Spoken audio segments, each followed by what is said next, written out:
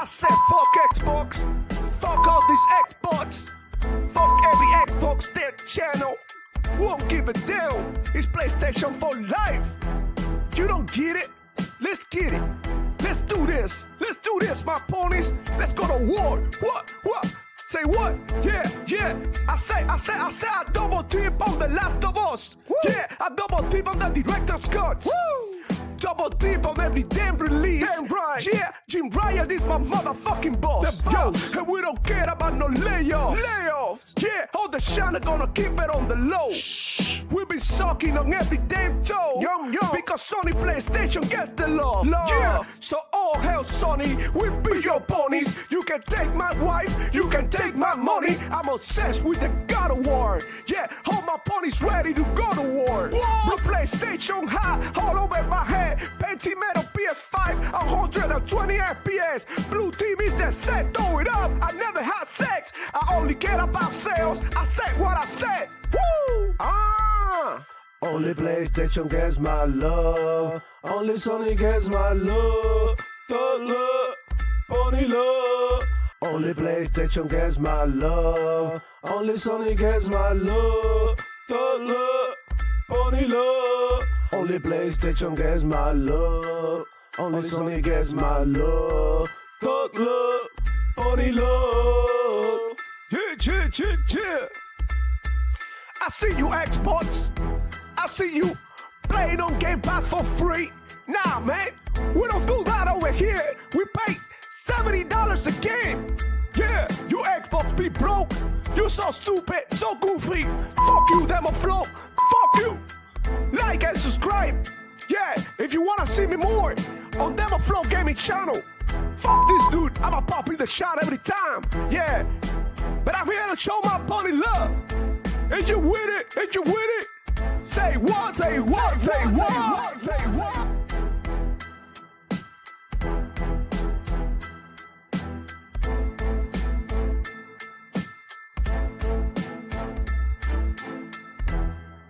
Listen, it is what it is. This will be my last PlayStation. Thank you, Herman Souls. Thank you, Hiroki Totoki. Thank you all for fucking up the brand. Well done.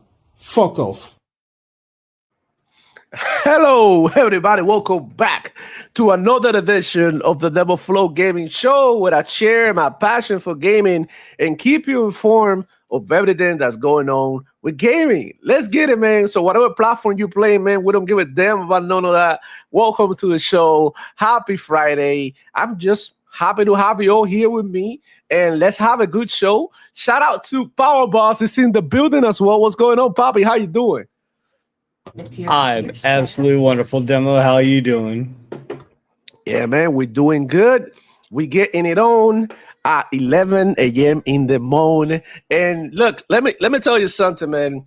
I'm excited because I was just telling Paul Boss behind the scenes that despite of everything that you hear, right, about the gaming industry in general, like the amount of games and the diversity that we're seeing in these up and coming projects is insane. So I'm extremely excited to, with what's going on with gaming.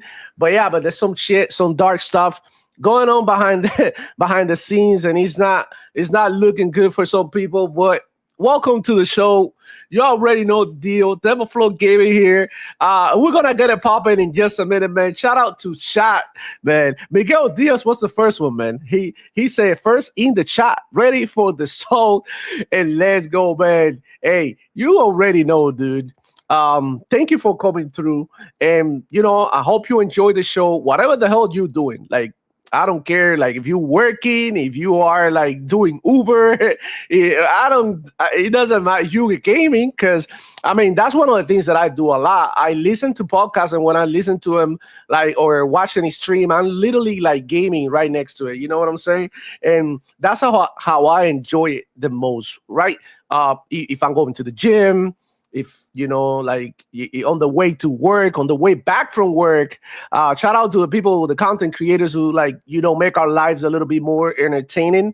And I just want to start the show with that. But there is some big news, and I'm afraid I have some bad news. And these are just bad news, but not a motive to celebrate.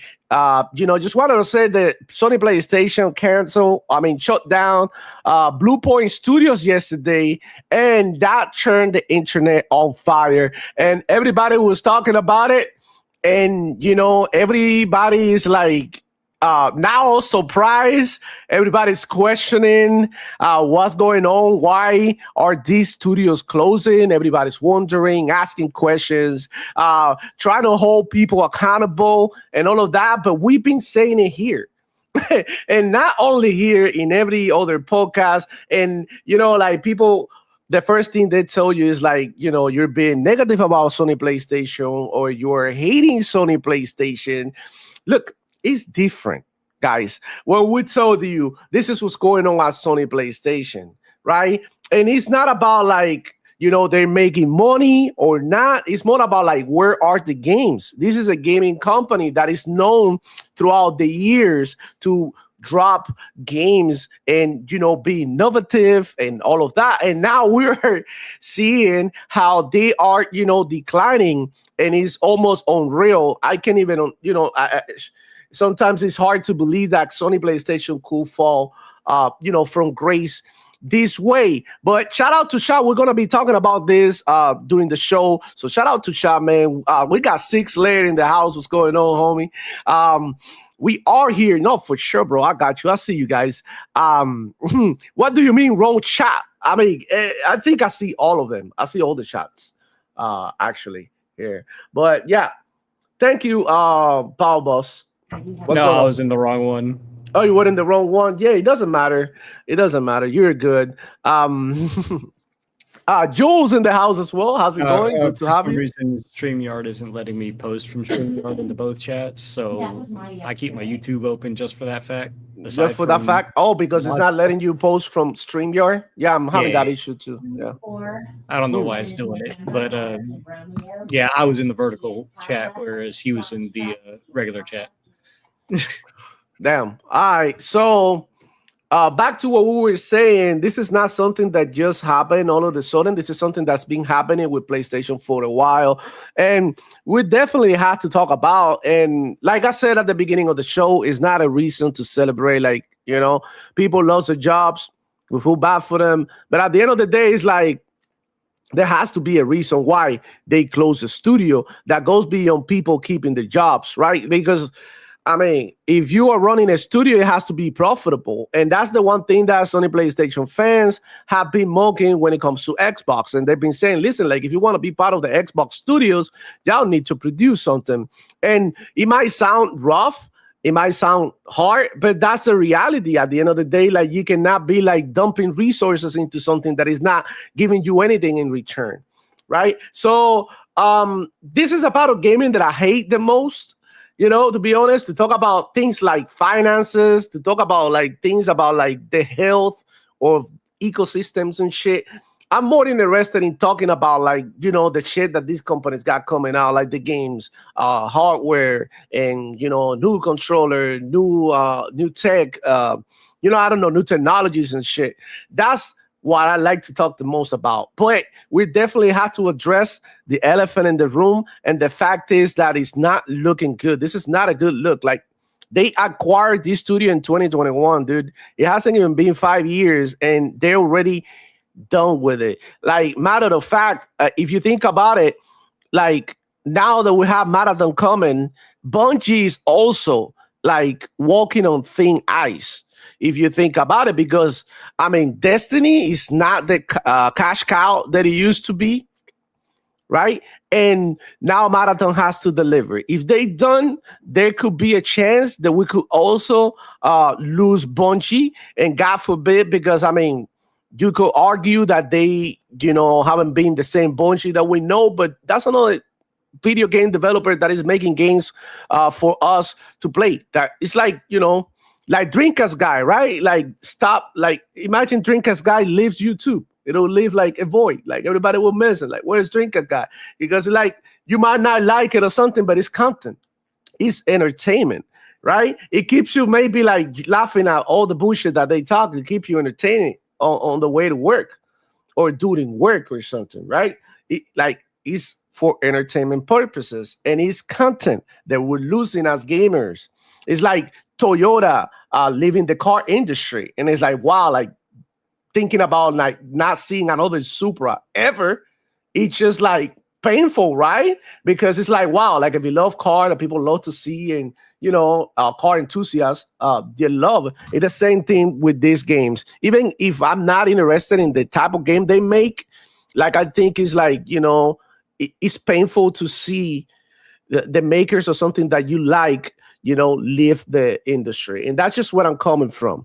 So that's why I'm not celebrating this. Matter of fact, these people used to make like below franchise, like Bloodborne. They did the thing with Bloodborne, and they were working on like remasters and remakes and stuff like that, ports, right? For like, so it's like one of the studios that were active, right? If you think about it. And now you got other studios like Santa Monica that spend the same amount of time doing literally nothing, and they just drop a God of War 2D that is, basically flopped, and they're still around. And look, don't get me wrong, I understand why, because undisputable Santa Monica is like a bigger studio, right? But if you think about it, like, why they get this type of treatment and the other ones had to go when they're not even delivering, And I don't know, man. It's hard, Power Boss. It's hard to understand why they shut down the studio. But it all comes down to the fact that Sony PlayStation is not the same that it used to be. Like the budgets aren't the same. This is like the standard for them, and we're seeing them in the video game that they've been released lately, right? You think about it. Think about the games that they have released and the budgets and how they, have become lower and lower. And that's one of the things that they were talking about. Herman Holtz and all the suits over there, they were saying that they were going to try to make everything more profitable due to the circumstances. And if you go and see the letter, right, because there's a letter out there by who was it? Herman Holtz sent a letter to the employees. And look, matter of fact, I'm going to look for it right now. I have it here in my bookmarks, but I bookmarked a bunch of stuff yesterday because, man, there was so much stuff going on. So let me go ahead because I got the letter somewhere here. Let me go ahead and find it. Damn. So what do you think about the whole thing, Power Boss? Do you have anything to say about Blue Point Studio? Are they going to be missed, or you don't give it them?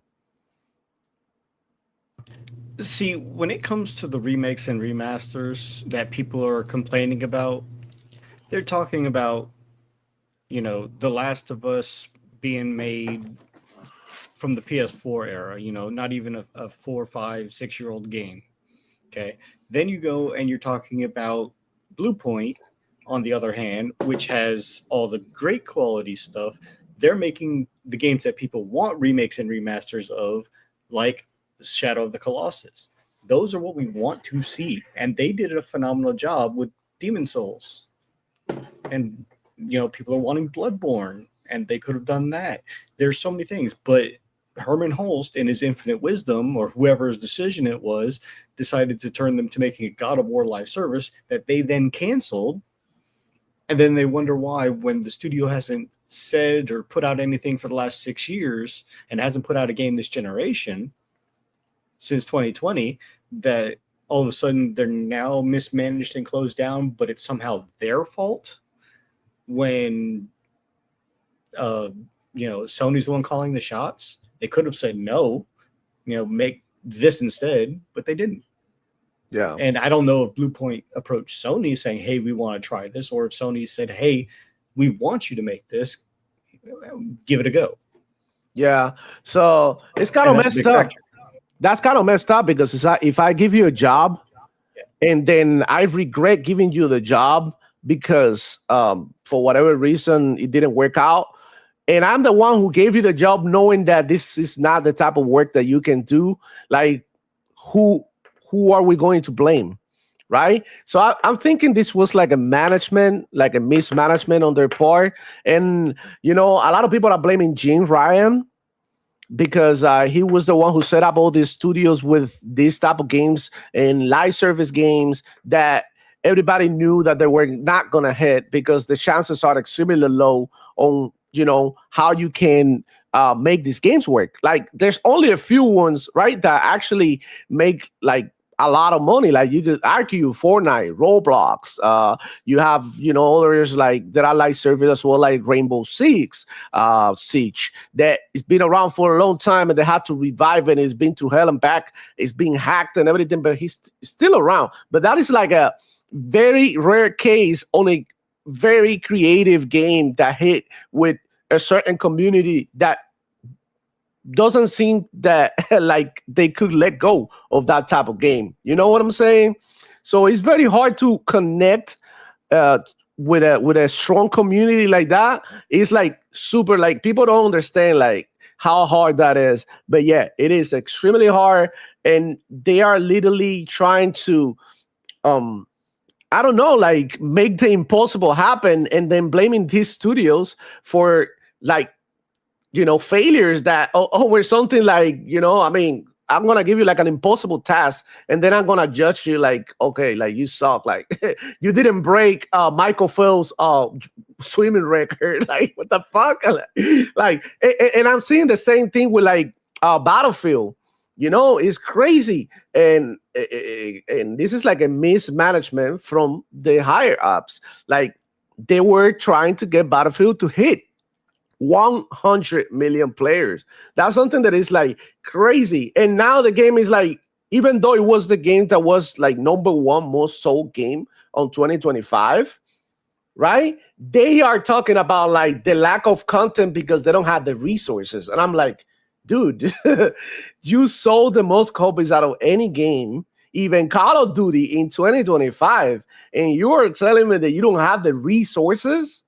No, bro, you know what? Like, sell that Ferrari, sell that fucking Bugatti and all that shit, like the private jets, the trips, and all that shit that all these suits are, making off of these developers.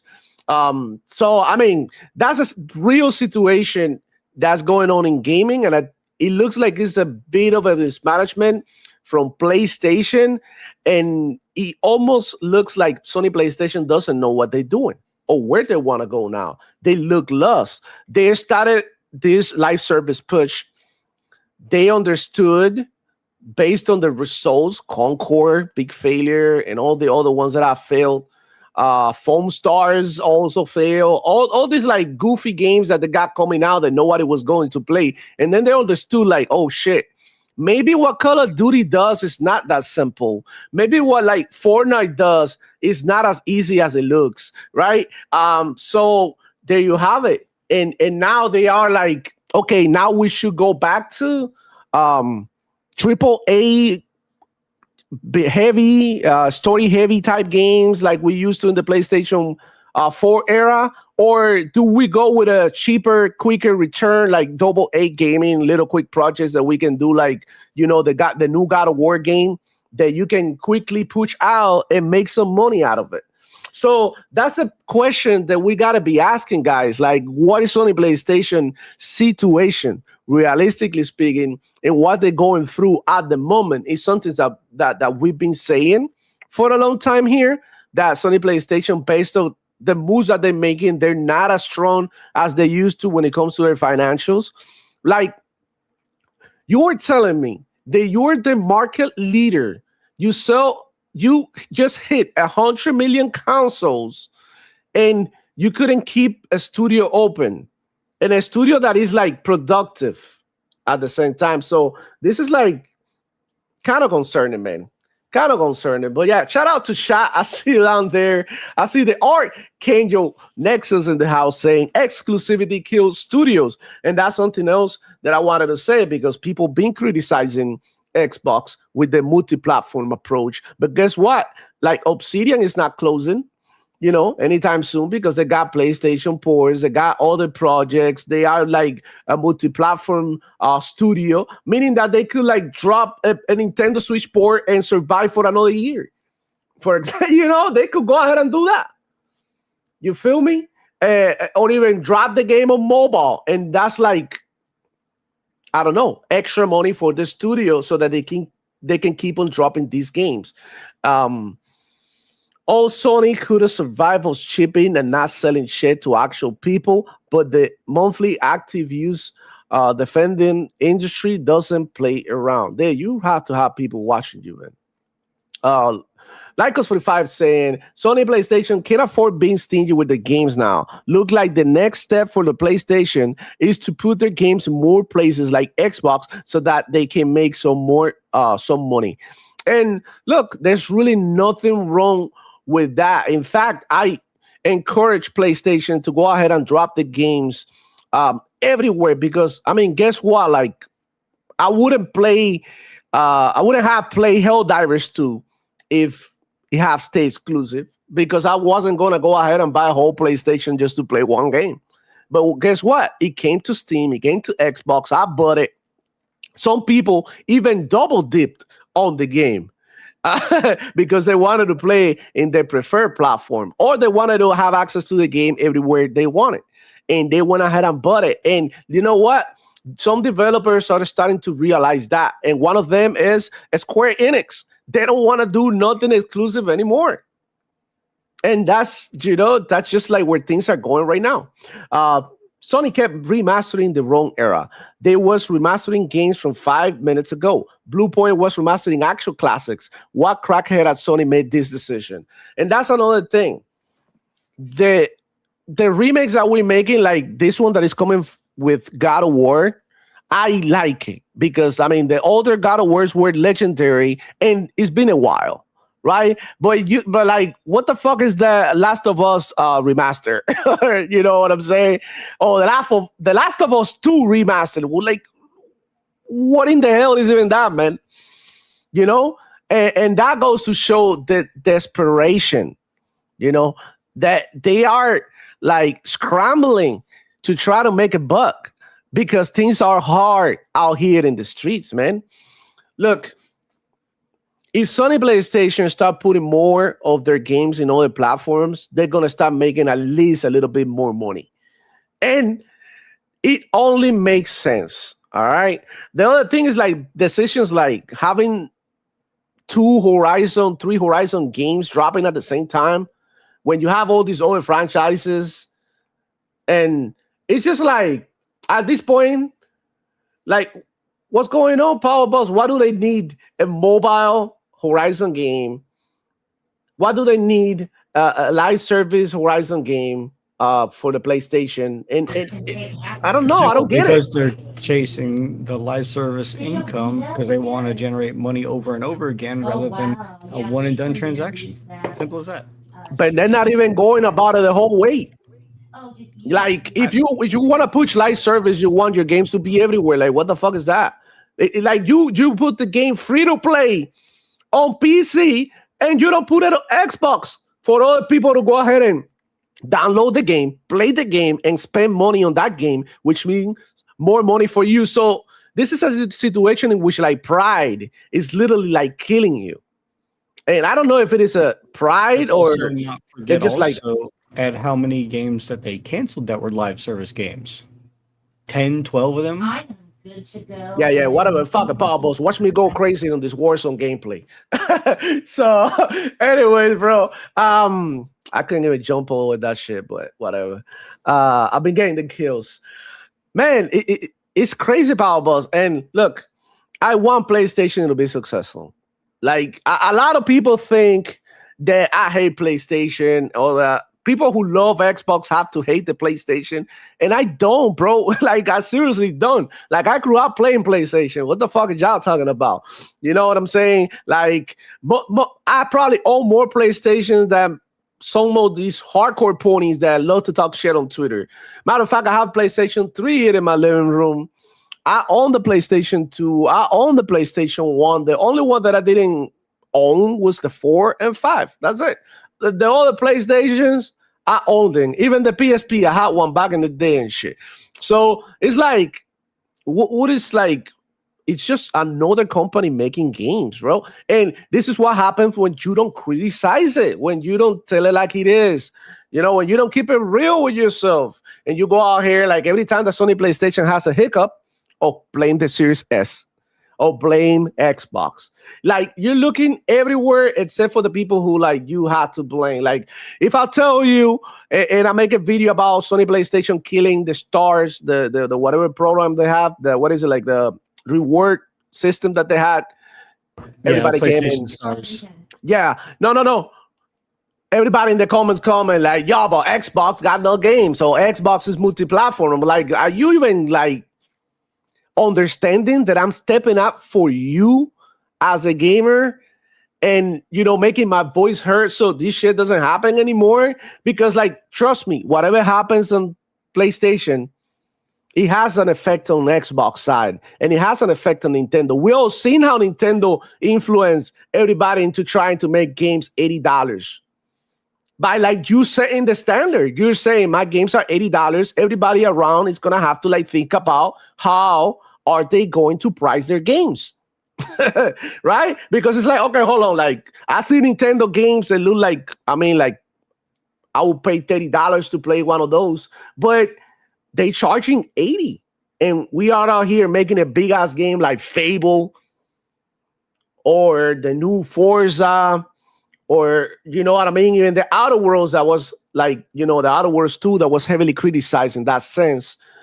And I mean, you think about the amount of content that a game that Outer Worlds gives you compared to something that, I don't know, like Xenoblade Chronicles or whatever. And it's just like insane, right? So, I mean, guys, it's just a matter of like preference at this point. I would say go out and say what you have to say about the whole situation. The same way that you go ahead and criticize Phil Spencer because he was trying to keep these studios alive. Because here's the thing. All the changes that they've been making on Xbox, like this, like in the sense of putting games multi-platforms and all of that, just to like sort of like diminish the impact that and all the money that it takes to make all these games. I'm not here to defend what they're doing. I just agree with the multi-platform approach because I think it's the best thing for gamers. Even though Xbox does it because they want to make money, I think like in general, it's something that benefit us. Like things like cross-play, things like cross-progression, things like Xbox Play Anywhere. Those are things that, Xbox is doing it because they want to like, whatchamacallit, they want to like, have more clients, right? Make more money. But at the end of the day, it's something that truly, truly benefit us. So when everybody get online and they talk about Sony PlayStation and they go ahead and glaze them as the best ever to make games, but they don't call out when they do something fucked up like this, it's crazy. But at the same time, I gotta say that I'm very pleased to see the reaction from the PlayStation community, even from people who I thought that they weren't going to say shit, that they were going to keep quiet. And I don't know if this is like genuine outrage. I don't know if they really care, but the overall reaction that I've seen online from the PlayStation fanboys, the hardcore fanboys, has been, even from the like people like the generic Eric and people who you would like the bottom of the barrel, right? They pretty pissed off. They are pretty pissed off. And No. Let's keep it real. They're being pissed off, but at the wrong people. They're saying that it's Blue Point's fault. They're not blaming Sony or Herman Hulse, although some of them are calling for Herman Hulse's job. But they're not blaming Sony for the mistake of mismanagement of the studio. They're blaming the studio. Really? Holy shit. Like, I mean, maybe the algorithm sent me towards maybe different opinions and shit, but for what I've seen is mostly people blaming Sony and Herman Hulse. They want his head. So I mean, I'm pretty sure there's a lot of people blaming the studio. But then maybe the studio is at some fault too. I don't know. What was it like? They haven't released a whole game this generation. So think about it, Power Boss. Well, that's what I said earlier. When it comes to who's to blame, either Sony or Blue Point, it depends on who approached who for making the one game that they were supposed to be putting out this generation, that live service God of War, that was then canceled, and then you want to blame the studio's fault? Yeah. Like you gave me the wrong thing to work on. It was an idea that wasn't gonna work, and you literally like Yeah, exactly. make yeah exploited me, right, and use me as a scapegoat because I think that's literally what this is, scapegoat time. Yeah, man, I see you chat down there. Let me see what y'all saying, man. How the mighty PlayStation has fallen. Eternal D87 in the house, Joe Demo and Paul Boss. The fact that we are almost certain to get a baby step remastered collection before Killzone collection is crackhead logic. That's crazy. Baby step remaster. That's great. Pickles 2026. Hello, Demo Flow and Power Boss again. How's it going? How's it going? Sanchez MT. Z Gaming. How's it going, Poppy? Good to have you around. Sony shutting down the Rome Studios. Wow. I mean, if you had to pick, like, I would like, is that Frog game still going on? The Frog? The Froggy game that is like a frog or some shit that they got going on? What about No Fair idea. Games? What about Fair Games? So far, that's still in production, but Jade Raymond left the studio. Don't forget. Yeah. So I would say that if I ask a Sony PlayStation fan, and I'm going to ask you guys, would you rather have Fair Games or Blue Point Studio gun? Like if you had to choose, which one would you go for? Blue Point or Fair Games? That's a spicy question, right? If they had a choice. I don't know. Like, honestly, I'm intrigued to see what where Fair Games go. I didn't had an idea what these people were working on besides that God of War project that failed and they had to cancel. So at least I'm more intrigued towards something that that could be something that we can give this thing a benefit of the doubt, right? At least because we don't know what it is. Eternal D87 saying, sadly, in the end of the day, the gaming industry is a business. They don't cater to people like us out of charity. And that's another thing that I want to make clear too, bro. Like, so some of these developers are taking are taking it too far, and they are blaming the gamers for the failures of their games. And it's like, okay, something like Call of Duty. People make negative content about Call of Duty. Like all you have to do is like put in there, same as Xbox, Call of Duty is dead. And you see how many people are making negative content on Call of Duty, right? Call of Duty still was the best-selling game of January, guys. So when the games people itself, and I know a lot of people don't like Black Ops 7. They haven't liked Call of Duty for a while, but I know that I played. Let's make it fair. The multiplayer is no better or worse than 6. It's just changed mechanics from the double jump or whatever, and then adding in the wall running, and then the zombies is better, sort of.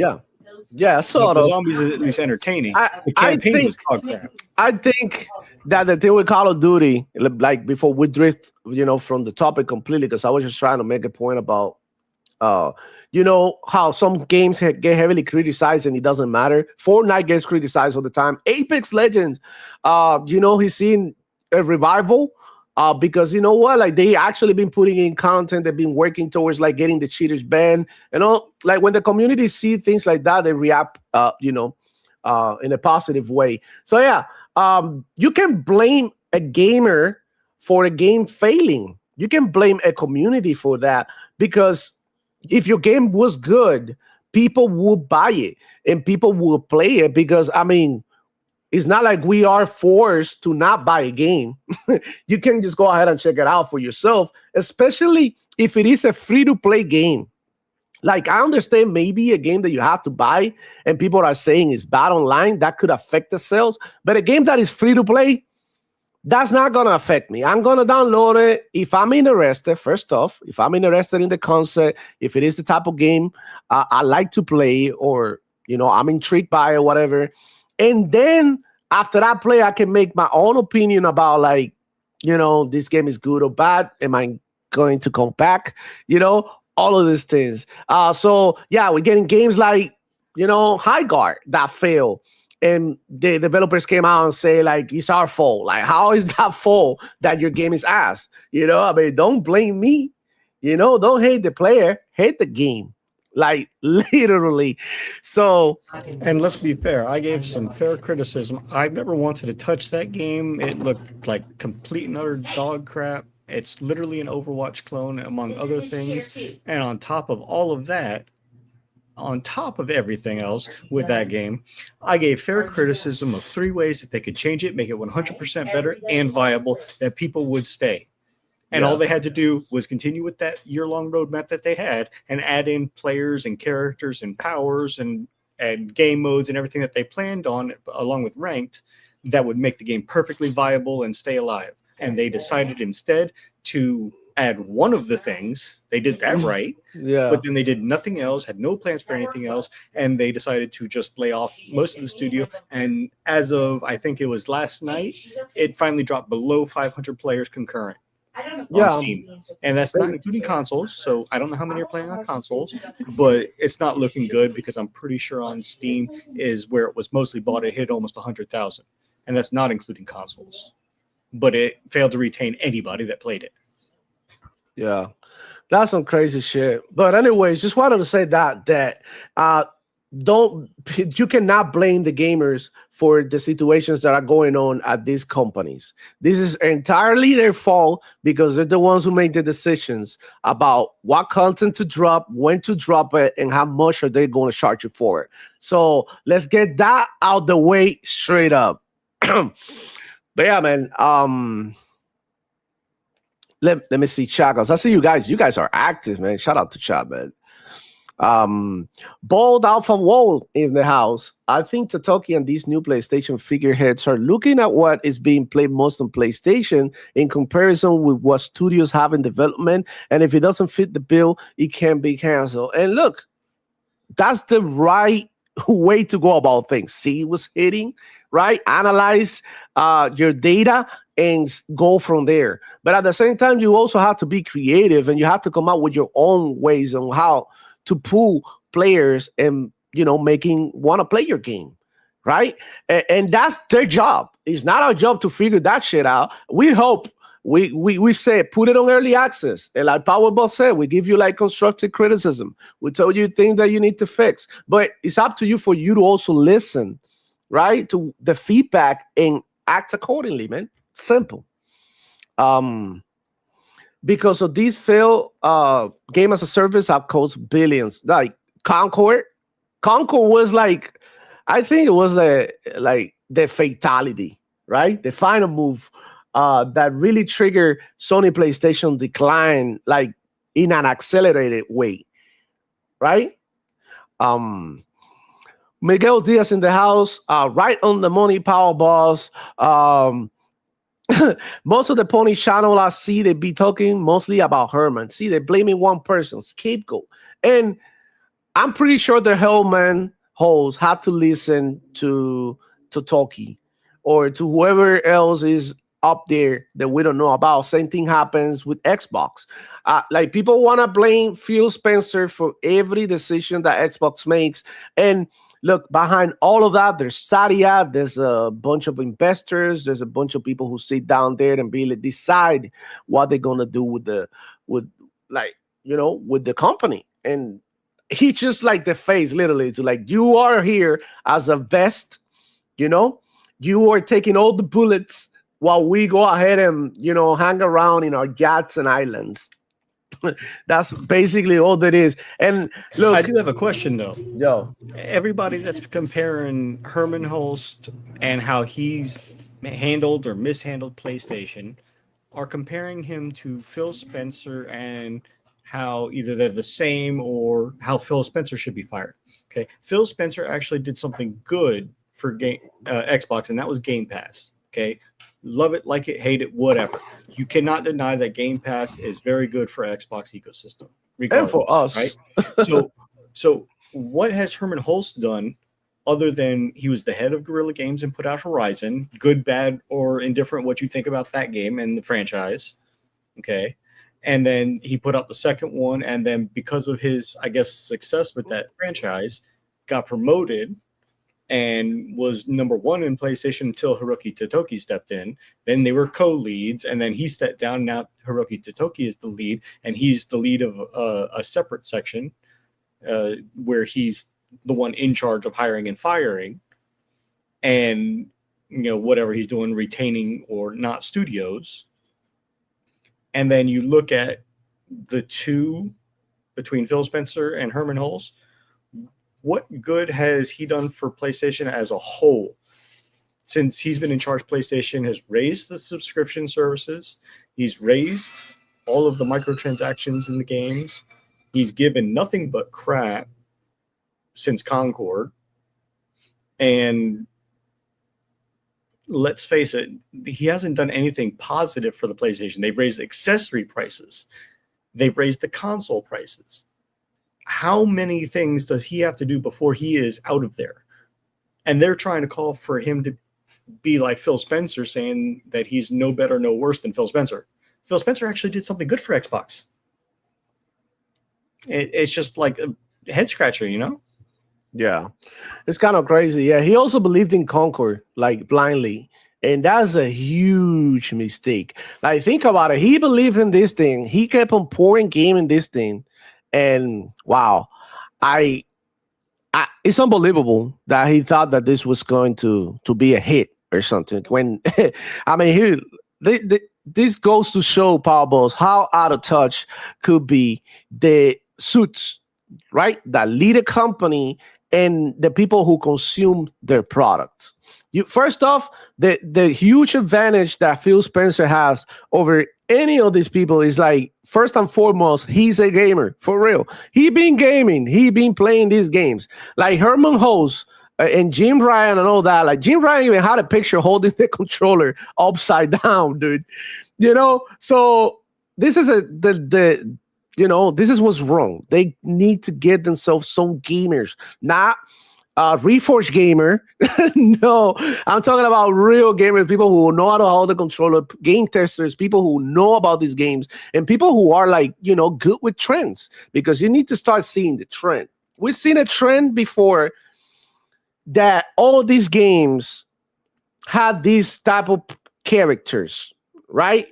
That trend was popular for a while until people got tired of it. Now people want something else. So read the room, try to give people what they want. Easy. Damn. Do you think Wolverine is going to be the first $80 game, Powerballs? This is a question by Pickles, 2026. $80 for... I don't know, because for me, it's not worth it, because it literally looks like a Spider-Man 2 reskin in many, many ways. I mean, from every game that we've seen about Wolverine in the past, when it was on every platform, and when he was the main character, all the movies that have been made about him, he's the main character. You don't see Wolverine in his canonical element of the comics being a stealth character. He is up close, in your face, personal. The only one that ever gave him trouble was Sentinels and Magneto, for obvious reasons. And I don't think it's going to be worth an $80 game. I'm sure it'll sell maybe 1 million copies, even if it does get raised, but I don't think it's going to. I'll say this game will sell more than 5 million copies based on just like the IP itself. Wolverine, just being Wolverine, it's not that big. He's like the 5th biggest Marvel character. I think the only one that even comes close to Spider-Man is the Hulk. Wow. Okay. I mean, I would say that.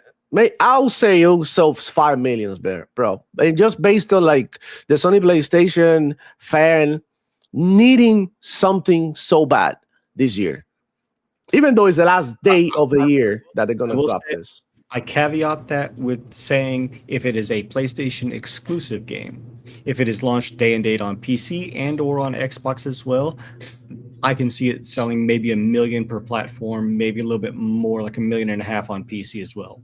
Damn. So 3.5 million total. That's harsh. I would say, okay, my Yes. prediction for Wolverine, I think that it's gonna sell at least on the PlayStation 5 million. If not, I can't believe that Sony PlayStation have 100 million consoles out there. That would be really, really, really hard because that's crazy. That's crazy. Bold Alpha Wolf. I think Totaki and these new PlayStation figureheads are looking at what is being played. Oh, well, I already read that. My bad, man. Yeah, already being over that. Let me see. Aaron's in the house. What's going on? Happy Friday. Happy Friday to you. Happy Friday to all of you. This is the start of the weekend. Oh my God. Life is good, man. I'm so happy that today is Friday because I got some shit to tell you guys. But later. We'll get into that later. We need to stop the Series S and Game Pass from shutting down studios like Blue Point. Yeah. We need to stop blaming the Series S and Game Pass for shutting down studios. Yeah, for sure, man. I don't think that this is Herman's fault. I think this is like a bad setup, a combination of a bunch of things, right? A bad setup by Jim Ryan that, whatever he left, it was a mess. He wanted to make everything live service. Some of the decisions that Herman hosts are taking when it comes to the franchises that he wants to push. This is like a bad Vince McMahon. This is what I'm saying. Like a bad Vince McMahon. You got all the shit to push that might not be super popular when you look at the numbers that they did back in the day, but it'll be below. They will be below franchises now, and it'll even have a bigger chance than some of this new shit that y'all bringing. Like Killzone, for example. I will be all over the new Killzone game. I will be like super excited for something like that. SOCOM, right? Those are like games that I used to play on the PlayStation back in the day, and those are the games that I literally used to know live. So give me cool games again, dude. That's it. That's all we're asking for. Cool games. Stop with that like weird shit that is going on. They need to give out any games. Yeah, literally They've got any. Wolverine, Yeah. that's a reskin of Spider-Man 2. They've got Intergalactic, Heretic Prophet, which looks like No More Heroes at Home.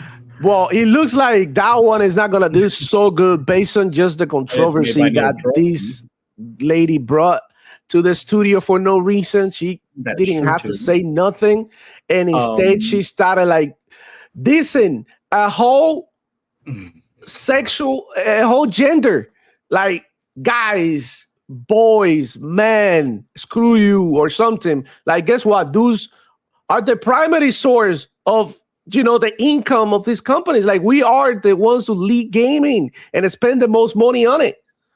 I got a quick question for you, Demo. Mm-hmm. Next Friday, I don't know what your plans are, but I know next Friday is also the 40th anniversary or 30th anniversary of Pokemon.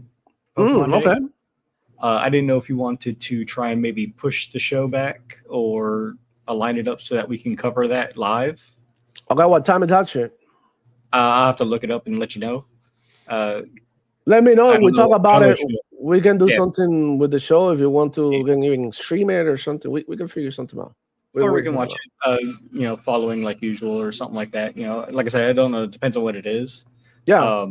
But also on top of that, sometime later that day or earlier that day than the Pokemon show is also the the Marathon Server Slam for a week. Mm-hmm. Yeah, it's gonna have a free-to-play for a weekend. And I was thinking if you wanted to give Marathon a fair shot. Hell yeah, after the show, definitely. We could do a separate live stream, hopping in that together. Let's get it, man. Yeah, let's get it. Let's get it. I'm down. For a change. Yeah, hell yeah. I'm down to try Marathon. Honestly, for what I'm seeing, there's some shit that still I don't like the guns. I think they're awful. And I'm playing Destiny here right now on screen. I was trying it out yesterday after a while because I wanted to check out the new expansion that is like Star Warsy type shit. And it was actually cool. The only one thing that I'm pissed off about is that like all of my equipment that was elite doesn't work. It doesn't have damage or power. So screw you, Bungie, for ruining everything that I got. I don't know what the hell is going on, but like none of my weapons do the right damage, or they don't have power. They're like almost like useless. So you need to get good new gear, even if it's blue, to be able to like kill these people faster. So that's why you see me struggling here. Is my equipment ain't up to par. But yeah, whatever. But yeah, I wanted to check out the new thing. I'm a huge Bungie fan. Love playing all the Halos that they made. Love playing Destiny. So for sure, I'll give it a shot, man. Why not? Let's play some Marathon. Is it like next week? Yeah. And let's give it a fair shot. February Let's talk about it. 27th to March 2nd. Yeah, let's talk about it. Let's see. Let's give. Okay, first and foremost, I want to do it because I want to give these devs a proper feedback so that we don't have to see Bungie go and be like, yo, Bungie's out, Bungie skill, studio died or some shit. Like, we don't want none of that, bro. So I don't really want to like seem like I'm hating on the game, because I won and I'm not gonna hate on it. And if they have something to work on, I'll let them know straight up, and that's all I can do to help them. But I'm not just gonna go ahead and glaze it. You know what I'm saying? I'm just gonna keep it real with y'all, man. So come through next Friday. We're gonna be doing that shit, man, for sure. Is it next Friday? Yeah, next Friday. It's next Friday. So hold on. Pokemon and the thing is all happening at the same time. I'll look up the times on both of them. Give me Yeah. a second. Let me know if anything. We do like a big long string, and that's it. Fuck it. We'll figure it out. Anyways, Pickles. Look, he's picking fair games. He rather fair games to go instead of Blue Point. Wow. Seeing Sears in the house. Howdy, fellow Great Beers, podcast hoppers, and sneaky lurkers. How's it going? Don Lazaro in the house, 1435. Bethesda needs Blue Point. Get those Fallout remakes done. Hell yeah. And I don't know if you know about this Todd Howard interview that he had recently with Kind of Funny. I haven't seen all of it, only bits and pieces. I need to find it and watch it for myself. Yeah. I heard there's a lot of interesting things that he said. Yeah, he said that the new Starfield, 10 a.m. on the 27th, okay, Pacific time. So it'll be about 2-3 o'clock Eastern for us is when Marathon goes live. All right, cool. Let me look at the Pokemon. Yeah, send me like a Discord with all of that info so that I can like set up the streams and see how we're gonna go about all of that. But yeah, Todd Howard was saying that they are really all over a Fallout now because it's like they've been extremely 6 busy. a.m. Pacific. Oof. That's like 9 a.m. for us. I know. Nah, 9, 10 a.m. Yeah. 9 a.m. Yeah. No way. At that time, I'm like usually because like next week I have my haircut due, so I'm usually around 8, 9. That's what I get my haircut. But we can see what we can do about it. Anyways, Todd Howard saying do not expect the new Starfield update to be something that is gonna be like on the Cyberpunk levels, 2.0 level. That this is gonna be an update that people who love Starfield are gonna love, but the people who hate Starfield, people who don't like games like Starfield won't bring him back. So that's one of the things that he said. And look, fair. You trying to nurture and you trying to feed the people who rock with you, and the newcomers can just wait for the featured updates, but like prioritize the people who like the game first. And I like it because I love Starfield and I can wait to see what the hell they're working on. But yeah, like he said that they were gonna be working a lot more on Fallout, so expect like Fallout news very soon. That's what he was implying during the interview. Well, we know that they've been working on a lot of Starfield, this quote unquote 2.0 update that everybody's been going on about, which he confirms that, hey, it's not that big of an update. And like I said before, Starfield was never in a bad position like Cyberpunk was. It doesn't need a 2.0 launch. Same thing with No Man's Sky. So when it comes to Starfield, it was a great game already. And I don't think that with the changes that they're making, with what everybody's telling about what this is and what they're doing and what's coming with it, that this new DLC update, whatever it's going to be, and the Terran Armada update is going to be such a game changer that it's now all of a sudden going to change the game completely for everybody who's already played it. Not to mention, I even retweeted at Jez Gordon, shout out to him. I still don't think that there's going to be a PS5 announcement coming with this or the Terra Auto DLC launch. And not because I don't want to see it on PlayStation. It's because I think that as far as it goes, remember, Starfield upped the limit for the mods. And if PlayStation either keeps the 2 gigabyte limit or refuses to get the 100 gigabyte limit or take out mods altogether, it's going to be the worst place to play Starfield if it does launch on PlayStation. Wow, and 5 years later, I want to say that what Todd Howard is doing, he's downplaying what he has in store for Starfield.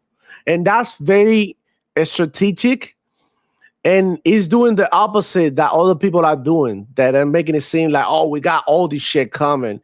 Like, okay, I don't know if you seen the letter, but I'm going to go over real quick over the letter that Herman Host sent to the staff. And yeah, you can see that sneak post. He had like a whole statement about it. I'm not gonna go over it.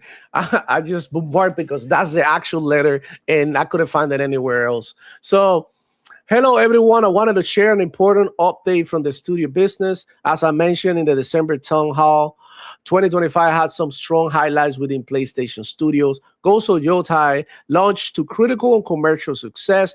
Death Stranding 2 on the beach further showcased our commitment to narrative excellence. And Helldivers 2 and MLB The Show continue to drive ongoing player engagement and revenue. Let's see, Helldivers 2 and MLB The Show are making money. They're good. So that's good news. At the same time, we are operating in an increasingly challenging industry environment. Rising development costs, slow industry growth, changing player behavior, and broader economic headwinds are making it harder to build games sustainably. And here's the key: changing player behavior. And that's very important. Why? Because PlayStation 4 generation players didn't play the same games that they play now. You know, that was the start of the live service games. So they were all focused on like these like single player releases. But now that there's got some other shit to play that they don't even have to spend the money on from, you know, to get an entry into the game. Now they're changing their behavior to like free to play, to MMOs, and, you know, more multiplayer based stuff. Okay. So at the same time, we are to navigate this reality, we need to continue adapting and evolving and adapting. What does that mean? What is the whole industry going? Like, what is Square Enix had to do to adapt to the industry at this moment? You know, going to other ecosystems, trying to pull players from other places. That's exactly what he's talking about here. Okay, and also in the type of games that they make. So they used to make like big budget games. Now they need to like have a lesser budget for this type of games, maybe scaling down so that instead of producing one game, they can produce 2 games or something like that. Okay, so we're taking a close look at our business to ensure we are delivering today while still well positioned for the future. As a result, we will be closing Blue Point Games in March. This decision was not made lightly. Blue Point is an incredibly talented team, and their technical expertise has delivered exceptional experiences for the PlayStation community. I want to thank everyone at Blue Point for the creativity, craftsmanship, and commitment to quality. Where possible, we will work to find opportunity for some impacted employees within our global network of studios. While I know this is hard news to hear, I'm confident in the direction we've headed. Creativity, innovation, and building unforgettable experiences for players remain at the heart of PlayStation Studios.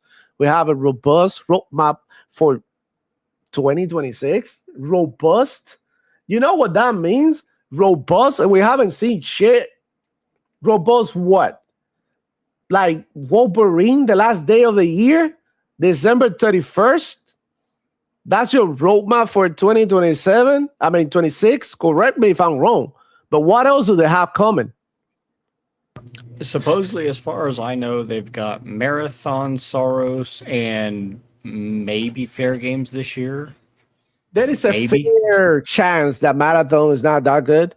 There is a fair chance that Fair Games don't hit. There is a like you are Stars walking used to on be a thin good game. ice at the But moment. at the same time, we already know that GTA 6 is not till November if it doesn't get delayed.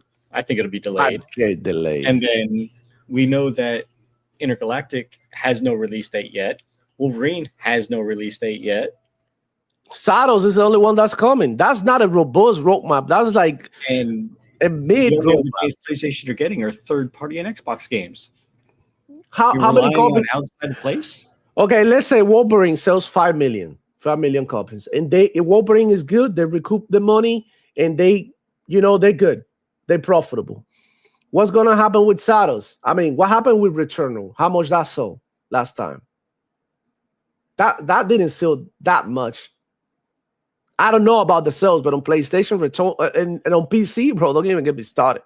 But As of late 2023, it was over 1 million, but less than 2. okay, And that's good with for the that PC game. release in Yeah, 2023. but Saddles, how much are they gonna sell? Think about I it. can see it being as much as Astrobot, only because PlayStation users are starving over there.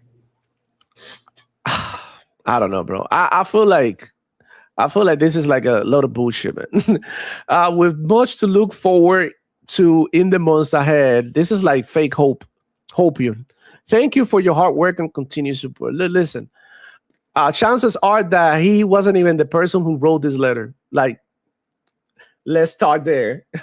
You know what I'm saying? Because a lot of executives and stuff have people who are like, like assistants and stuff who like help me write this letter. I don't know, but I don't know, bro. I feel like what is the roadmap that Sony PlayStation have for 2026, and why is it like? How come we don't know about it and we're already on 2026? Like we should know about it. And look, they got games coming to the platform. That's for sure. But PlayStation Studios, that's what we're talking about. And this is who the letter is sent to. What is the roadmap looking for these studios? That is the big question. And look, lot of mercy on them, honestly. But yeah, what do you think about this one? About this letter, Paul Buzz? What how does that make you feel? Does it make you feel safe? Does it make you feel like, damn, maybe I should start applying someone else? I mean, Bluepoint had about 80 employees, and only 10 of those got retained to other studios, from what we understand. 70 got laid off. Mm. So, Oh shit! I didn't I see. think that this is, yeah, go ahead. I didn't see this. This is 20-0 with the 2-man. Salute, homie. Hope you're having a great one and happy Friday, man. Appreciate that, dude. We got me, bro, boy, with the 10, man. Salute to you, man. Thank you so much. He said, "What do you think Marvel Token will do?" I'm conflicted. Being Marvel, it should sell, but it's a fighting game, which is in a huge market, and it is $60, not free to play like Rivals. Okay. First off, Marvel Token is coming to PC as well. I feel like being a part of the fighting gaming community and being on top of things like that, because I'm a huge Mortal Kombat, Killer Instinct player, whatever, Tekken and all of that. I feel like people are being positive about the game, but it's like there is this big thing going on in the gaming community, and one of the reasons why it isn't growing the way it should is because, like Herman Holtz was saying in the letter, that players' behaviors are changing. So before fighting games, you would go to an arcade and everybody was playing fighting games, right? That was like the thing in the 90s. Pharaoh Bazaar corrected me. There's also the 2 Horizon games, the really bad Hunter's Gathering for the PlayStation console, and then the mobile game for Steel Frontiers that looks pretty good. That looks like it should have been the PlayStation 5 game, the 2 of the games switched rather than chasing the Fortnite clone. But I don't think Marvel Tokon is theirs. Whoop. Where'd you go, Demo? Oh, I think he accidentally closed something he shouldn't have. Yeah, bro, some shit. My kid Welcome back. tap on the. Come on, bro. He tap on the skate button, whatever. Kick me out. Anyways, man, going back to Bro Boy and the question, I feel like the game is gonna do decent, but I feel like the fighting gaming community is in a situation.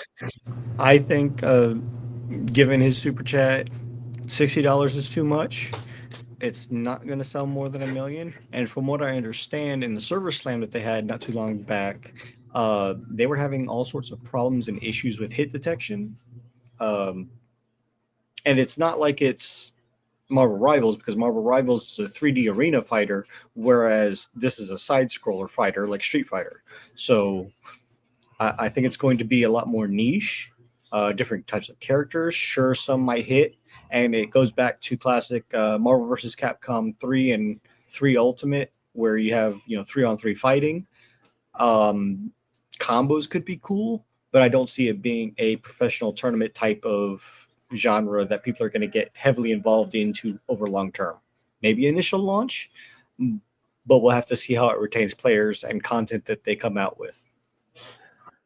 Look, PlayStation before, they used to be like a behemoth when it came to fighting games. They even went as far as to acquire Evil. But you know what? They sold Evil as well to the other Arabians, to the Saudis. So this just like breaking in. Like this was like yesterday that we dropped the news. He had me blocking here, but I'll go into the article and check it out.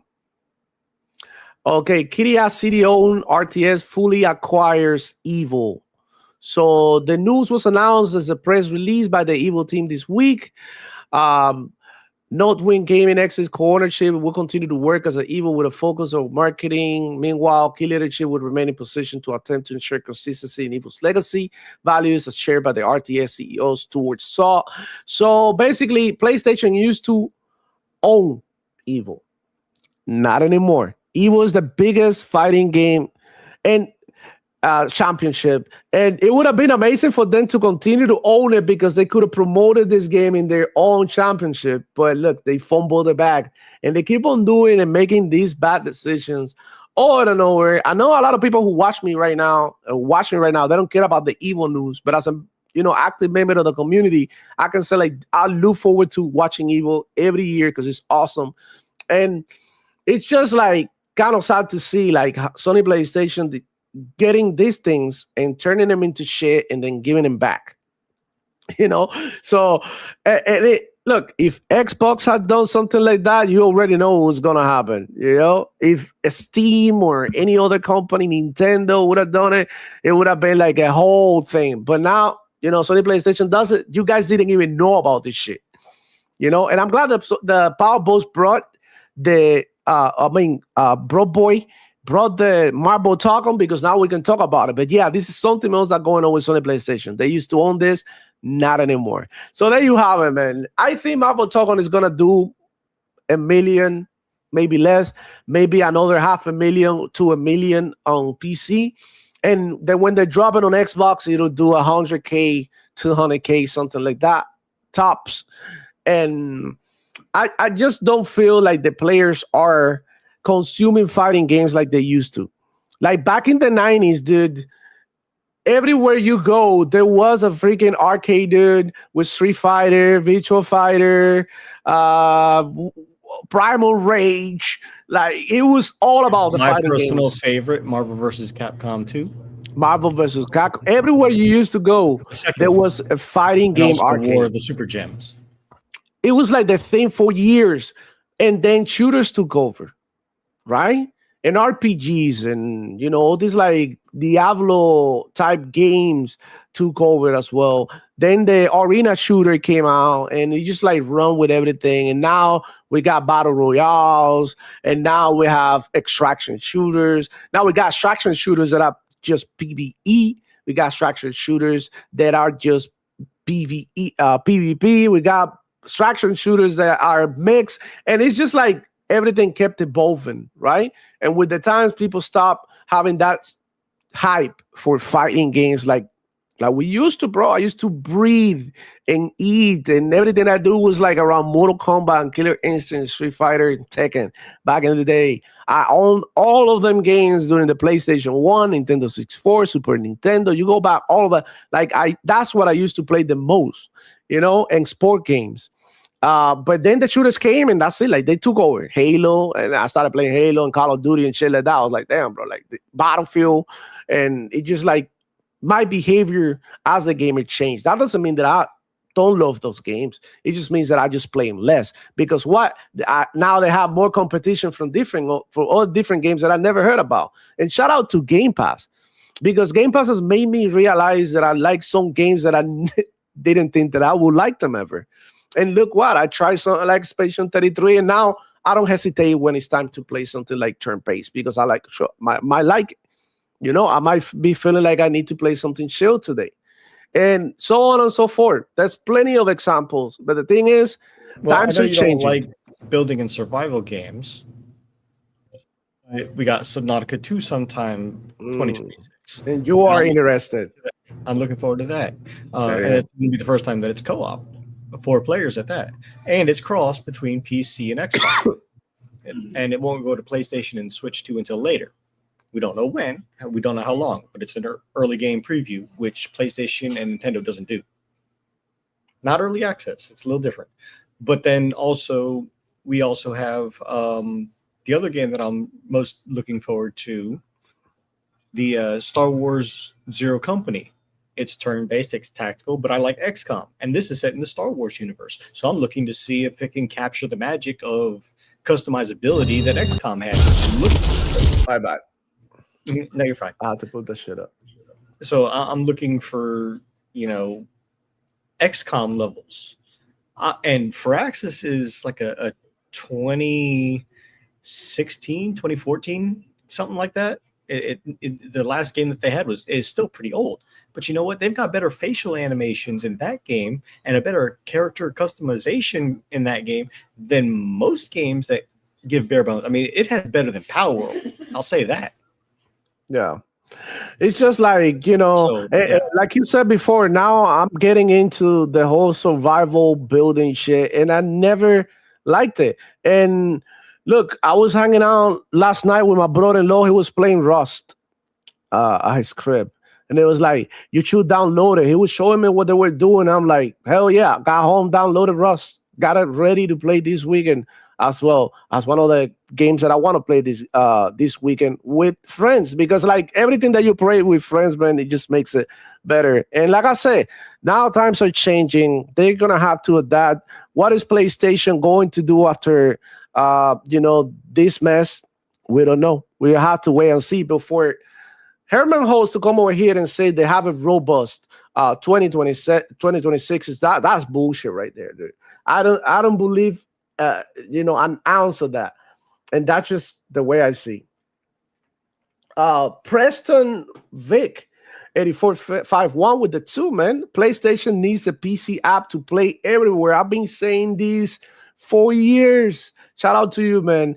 Yes, they need that. Like, you know how many people will buy more games on the first off, a lot of these ponies claim to have like high NPCs. Let's start there. They all claim to have them. So do you imagine? Because I do have an Xbox and a PC, so I can see why I double dip in some games. And Xbox Anywhere, it just makes me feel so good about it because I only buy the game once. I own it automatically on my other systems. So when I'm in my living room with my friends or with the family, or I just want to take a break from being seated at the desk and just relax at the couch, like I could go and play the same game with the same progress on my Xbox and vice versa. And that's a beautiful thing. And you know what? Sony PlayStation fans, they will be like, but how Sony PlayStation is going to make the money? That's their major concern. How can I support Sony PlayStation, to make them richer so that I can talk shit online? That's it. That's it. That's the mind of the Sony PlayStation fan. As a gamer, if they do that, I'll be more inclined to consume the products. Let's just say that, And I do buy PlayStation games, on Steam or Epic, or if I see a sale somewhere and I want to play that game, or just to have it for whatever reason because I can. And that's going back to we don't hate PlayStation here. We're just trying to make it better for all of us, man. The ponies, yeah, fuck the ponies. But I'm talking about PlayStation itself as a creator or a provider of content that fits my hobby and the thing that I like to do the most in life. One of the things that I really enjoy the most about doing in life, and I think that's positive, man. I think that's good, man. John Threads the artist in the house saying, play Marvel versus Capcom or Dragon DBZ fighters. Won't miss anything. Can't really change that formula too much. Yeah. Marvel versus Capcom is perfect. I think they're trying to get at you with their FOMO, right?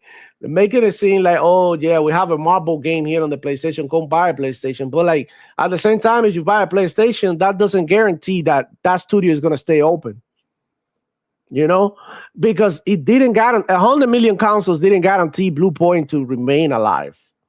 Let's keep it real, dude. Fado Bassett in the house. They funded and published Token. Technically, is theirs. Arc System just developed it. Who funded Token? PlayStation, right? They did fund it.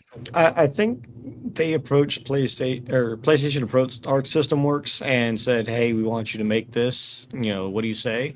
And they agreed. So they are funding and fitting the bill and publishing. And yes, Arc System Works is developing it. They just don't own the IP. They own that as much as they own Spider-Man. As far as that goes, it's a deal with Sony, literally. Interesting. And this is another thing now. Going back to that Herman Holtz letter, I was just thinking that when he's talking about the way that they do things, maybe we could see PlayStation drifting from owning these studios and actually getting studios that are already working on something and hiring them, right? To work for them or to make a game for them rather than owning the whole studio. So I think that is one of the things that he's implying in that letter of how things are going to change. Yeah. It's me, Bro Boy in the house saying I went back to playing Frat Punk for my multiplayer fix. I had to go back to Frat Punk. They have a new update and they added a new PvE mode, and I want to check it out. I think it's roguelike type shit. So I kind of want to mess around with it and see what new they brought to the game, right? Keo Walker in the building. What's going on, Pablo? He say, I don't buy Steam games really, but I do buy GOG games besides buying Xbox PC games. Yeah, I've been literally using more the Windows Store since the Xbox Play Anywhere thing. Because like I said, I love to jump from my Xbox to the PC based on my conditions during the day. But Steam, you can never go wrong with Steam, man. They have so many good sales. And today they have an event that just started that is called Steam Next Fest. And in there you can find a bunch of demos of up and coming games. And it's just so exciting to check out these games that they're about to be released. Some of them are early access, some of them brand new. And it's just a lot of freaking content, dude, on there for you to play. And I'm gonna tell you this one thing: is you married to one system in 2026, you are doing it wrong. If you have the possibility, right? I would say, man, play everywhere, dude. People. I know people who have a PC, they have a ROG Ally, they have an Xbox. They're just playing games are their convenience. It's not necessary, but if you have the means and you want to be on top of gaming and you want to sort of be able to have every game that you want, get you different systems, dude. There's really not that much about it. It's just like, make it easy for yourself. That way you don't feel no type of way. You want to play on your PlayStation? Fine. Do you want to play something on Game Pass? You have the means. You want to play on the go? You can do so. You want to play from the cloud? You can you can do that as well. So it's just like so many ways to play right now that being married to one thing, it's just like you literally missing out. Back in the day, ponies used to say, like, if you're not playing on the PlayStation, you're not playing nothing, right? They used to say that. And I'm going to tell you this right here, right now in 2026, if you only play on the PlayStation and nowhere else, you're not playing nothing right now because PlayStation literally ain't got shit. And that's just like the hard truth that people don't want to hear. Archangel Nexus in the house. I don't believe for 1 second this game is staying exclusive. PlayStation exclusivity is just marketing at this point. Wow. Is that about Tokon? I think he's talking about Tokon. A call for me, Power Post, real quick. I need to go to the bathroom real quick. Yeah. Say what you have to say about this. I'll be back in a minute. So yeah, I agree. When you come to PlayStation exclusivity, something's not hidden. They literally can't keep something exclusive and be able to put out quality. They literally have to do something or else they've got nothing. PlayStation copies are only selling, in the 1 to 3 million range for even their best exclusives. The latest Ghost of Yote is proof of that. Astrobot, that one game of the year, look at how much that sold. Excuse me.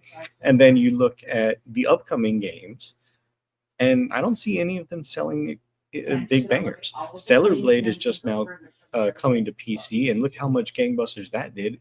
Sold 4 times faster on the PC than it did on PlayStation for various reasons.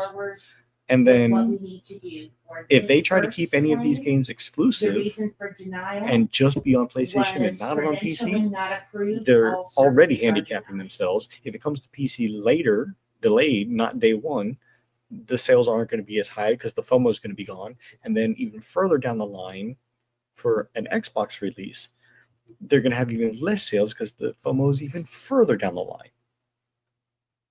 So when it comes to that, I don't see them doing gangbuster numbers.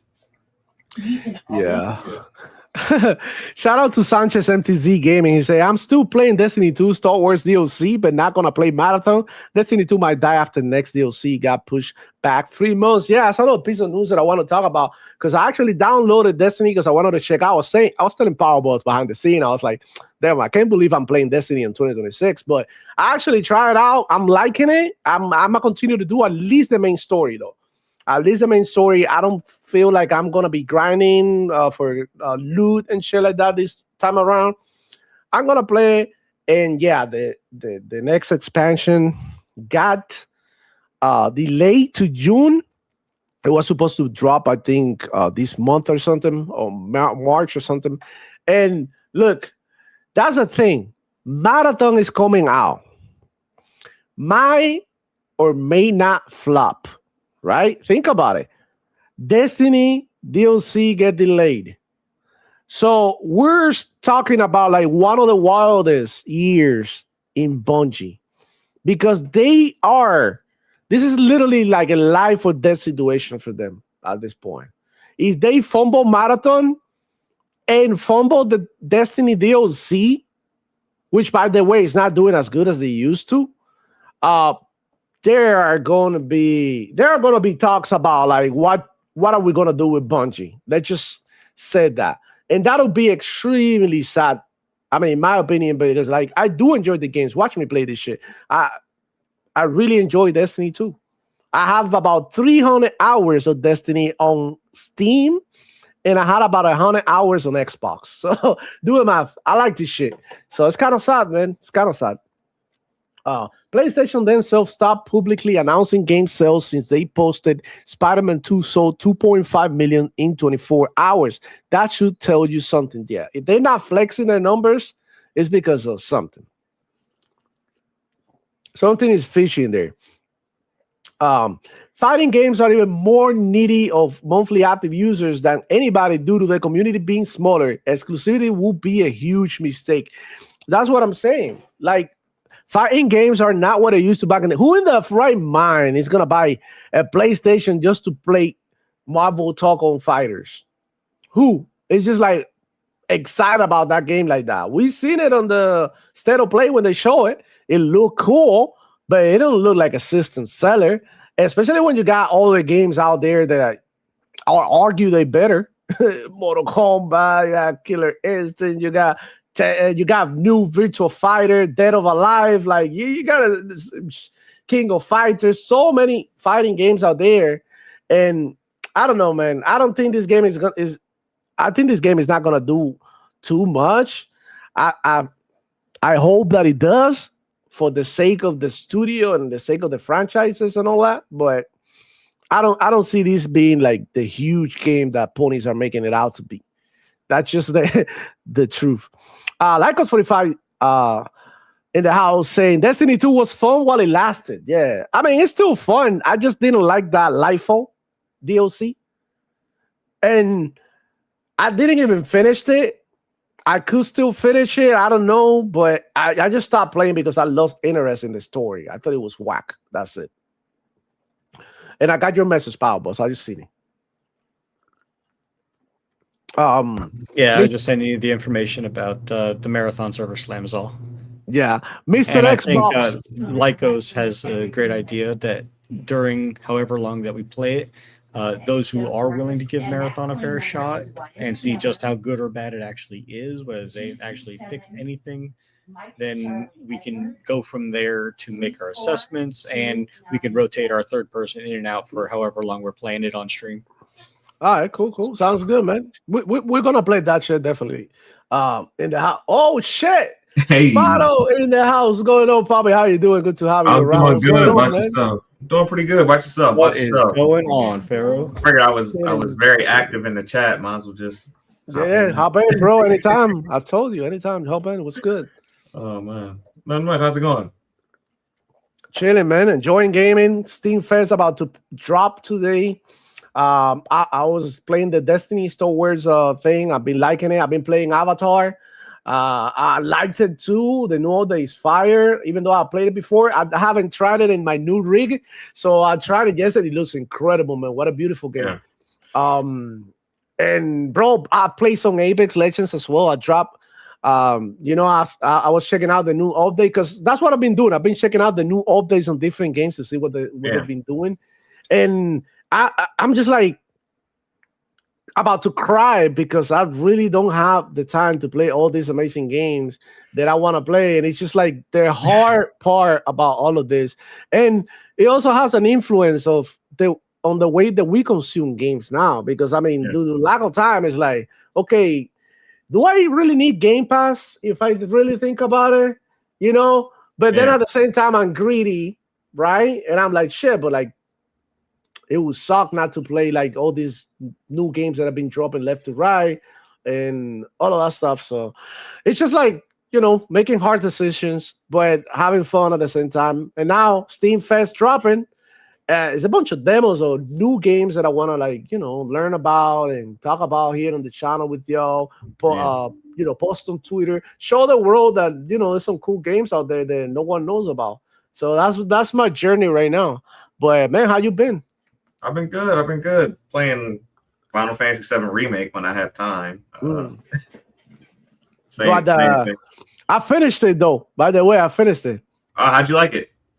I loved it, bro. I know, Pablo, so you're gonna hate me for that, but I fell in love with the game. I don't know. Look, I will put this out there, okay? When you play Remake, okay, if you've never played the OG and you are fine with ARPG styles, Remake is fine. It is a passable, serviceable game.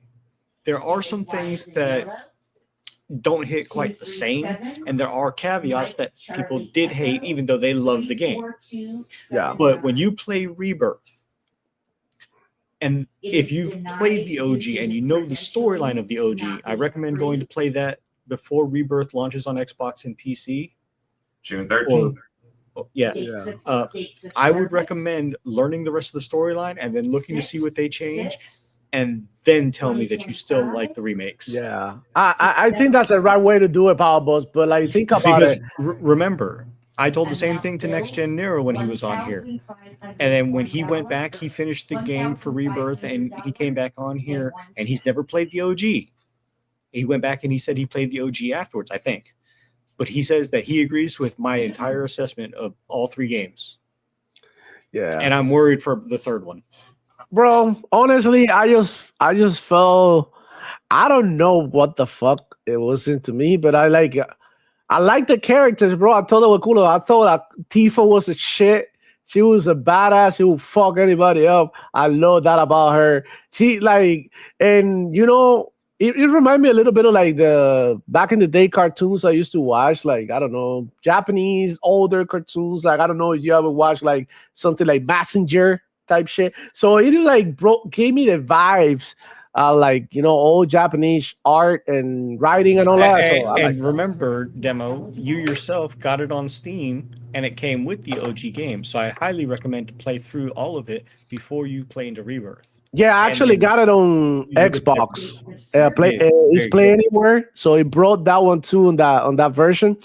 Holy shit, bro! I fell in love with it, bro. I'm not gonna lie. I'm looking forward to playing Rebirth, and now that you said that, I'm gonna download the OG, and I'm gonna give it a shot. Question: because I know they dropped the Final Fantasy 3 on Game Pass. Yeah, it seems like they're doing it every month. Yeah, it looks like they're dropping one every month. Every month we get a fucking, like, bro, we're being blessed out here. And as a person who never played the OGs like that, because I was playing some more shit. Like, people were playing Final Fantasy, talking about it on the Super Nintendo. I was Do you think that they're going to drop in March Final Fantasy 4, Final Fantasy 5 in April? Yeah. May is going to be Final Fantasy 6 before they drop the Rebirth in June? One every month? I think they will. I think they'll drop one every month. I think that's the pattern we've seen. Assessment. Yeah. Okay. Bro, they drop one every month. You ever talk to a girl that she doesn't want to know nothing about you, and then all of a sudden one day she's all over your shit? You know what I'm saying? That's awesome. I can't wait to, like, now that you said that, I had homework. I had to play the OG. But how long is that shit? Because, like, they broke down the OG in 3 games. So and I spent like 60 hours playing remake, like integrate. That's crazy. That's a lot of time, Power Boss. I don't got that much time. I'm gonna have to hard commit. Is it turn-based combat? Oh yeah. So you know what? I can play that in the cloud as well. Do you have to like do quick events and shit, like something like no, just regular old school? There are some mini games that require like live inputs as you're playing them. There's the submarine, the snowboarding, obviously chocobo races, and the bikes. It's sort of the bike. Well, yeah, I guess the bikes too. It's played a lot differently than what Remake did. It is. I don't know which one I like better. I mean, obviously the Remake has the better graphics for it, but they added in a whole new character that was never in the originals. Yeah, and she has a story that I had to finish too. Yeah, she has a story after you finish Remake. Yes. You get to play as a new character in a different story. It's a part of the DLC. Yeah, I have to finish it. I still gotta get to it. How long is that shit though? Like 2, maybe 4 hours. It's not long. Oh, that's not bad. It's 2 to 4 hours depending on. Oh, I'm gonna play that shit. How about you grind? Yeah, because there's a combat simulator, and you can grind through that combat simulator if you want. Yeah, that's the thing. I didn't want to grind the combat simulators. I did one completely. I think it's like the second one you encountered in there. I think it's chapter 7. Yeah. I did that one completely, but I don't know, bro. I was kind of lost sometimes playing that game. You know, I already platinumed Remake, so I'm just putting it on like every enemy gets 99 damage. I'm not grinding it again. I just want to finish it. Yeah, and get the same thing I got on the PlayStation. Bro, I love the combat that they did for this new version. I thought it was great, and I think the Beast of Reincarnation is gonna have a similar combat. So now I'm looking forward to that shit too, because I like the fact that you can stop and sort of like plan your situation Yeah, it's and like hit all the abilities at the same time. You stagger the enemy and then you do a bunch of that. Raw game was fire. I was in love. I'm not gonna lie, Power Boss. I think that might be so far. I think that's game of the year for me this year. For me, out of the games that I played. I would say personally, I think that the Final Fantasy VII Remake combat system is probably the best combat system that Square has done in a long time. Really? I like 15 too. Which battle system do you think is better than? No, not really. I like this one better than all of them. Crisis Core? I would say Crisis Core Remake. Crisis Core Remake? I didn't really care for Crisis Core Remake's battle system. It wasn't bad. I didn't hate it though. Like it just hold on, Pablo. The remake. How long ago was the Crisis Core? They released Crisis Core Remake slightly after Remake came out. I think it was before the DLC for Yuffie Integrate. Yeah. I think it was in between the release of Remake and for the DLC. So it is a prequel. It is a prequel to Final Fantasy VII. So you can play it, but it can't learn about the character Zack that gets more prominent when you get into Rebirth. Time out. Crisis Core. What the fuck is it? Is it like another part of the whole trilogy? It's a prequel. It's a prequel. I would. What? Why didn't I play that first? You technically you shouldn't play it first. You don't want to play it first. Oh, when do I want to play this shit? You want to play it after the trilogy's over. Technically, this is so confusing, man. No. If you wanted to play Crisis Core, it would be after the OG. But in playing the Remake and Rebirth and Integrate, you want to actually play it before. Okay, so hold up. I'm good now because I can play. Hold on, I could play. But since you've already played Remake, play the DLC and then go back and play Crisis Core. Okay, play the DLC and then Crisis Core. Oh, play the DLC OG Crisis Core like that. Yeah, that order. Yeah, I would beat the OG first. OG. Because in OG, there's a little touch on the storyline from Crisis Core, and it's going to make you want to play Crisis Core and find out why Crisis Core is the way it is. And like I said, you learn about the main character who makes guest mentions in the OG. You don't find out about that main character until Rebirth. Oh, shit. Okay. Fire. Yeah. Given the timey-wimey wonkiness of the multiverse that they're doing with Rebirth and the Remakes trilogy, before you play Rebirth, and I would say after the OG is when you want to play Crisis Core. Yeah. Oh shit. If you play Crisis Core now, like some of the major story beats won't hit as hard if you play it right now. That's why I was just saying. At least beat OG first. If you play OG, all the story beats will hit hard, but they won't hit as hard if you do that. Fire. Yeah, Archangel Nexus actually hits it on the head. Archangel Nexus hits it on the head. There is a flashback sequence in the OG that you get a teaser of what it is, and Rebirth kind of starts with that flashback. Damn. Fire. Bro, so take it. I want to take a second to show y'all, bro, what the fuck is going on with Game Pass, dude. Like, I don't know, bro. I'm having a blast, bro. There's so many games to play. Have you seen the argument this week? Now the argument is that Xbox Game Pass has too many good games and I don't have time to play them all. So now I can't. That's what makes it not worth $30. You've been saying that since 2024. That's dumb as fuck. Bro, listen. Shout out to them because they dropped Kingdom Come Deliverance. I say play this one, dude. Play this one because the second one is coming also on Game Pass and is fire. But this one right here is super underrated. Super underrated, Kingdom Come. It had a 70-something. And after I played it, I was like, there's no way this game was a 70-something on Metacritic. This game is fucking awesome. Go ahead and play it. And then play the second one if you have the time, though, for sure.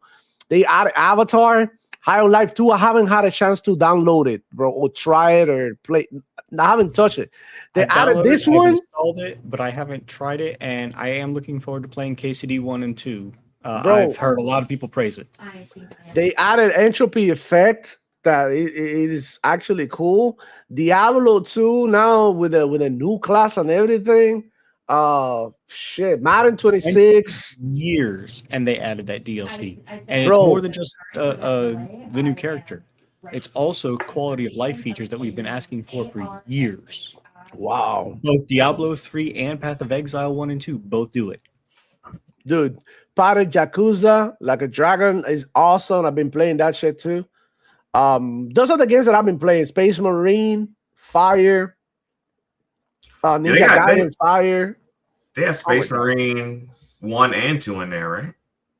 Yeah, they got the remake, the remaster original in there too.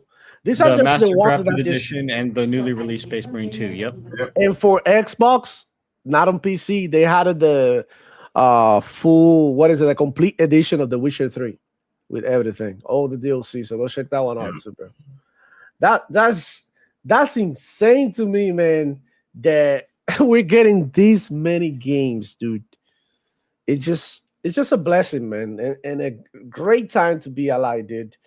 I'm honestly like super happy with what we got going on with gaming, in the sense of the games that we got coming out. And I know some games are gonna fail, some games are gonna be, whatever. But man, holy shit! And I also wanted to share with you. This one is funny. This one is actually super funny, and I'm gonna show you what's going on now. And the timing is insane, dude. I don't know if you guys can see it, but Steam got the horse fest going on. So all the ponies, man, what a crazy ass timing for this.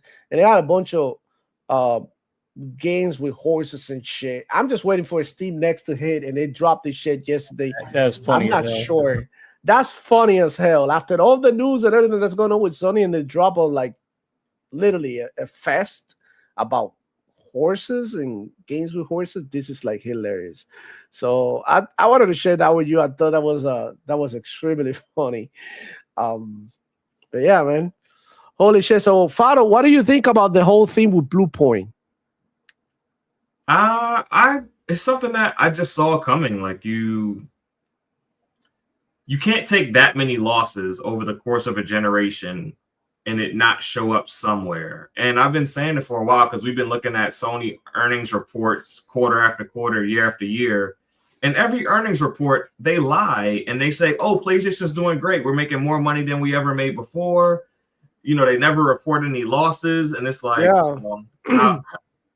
that's just not possible. Like, we see what's going on. We see PSVR 2 failing. We see that. I mean, Concord alone was almost $500,000 or $500 million. Yeah, $500 million. Yep. So we see that failure. We see Astrobot only sell 3 million copies, I think. 12 cancellations of live service games. Yeah, and that's they get tax refunds back on that stuff. Yeah. But it's still a loss. You still write it off as a loss. Absolutely. But that's what I'm saying. They've been lying to us publicly as far as what they publicly put out on these earnings reports, and it has to show up eventually. And it's showing up in all these studios closing.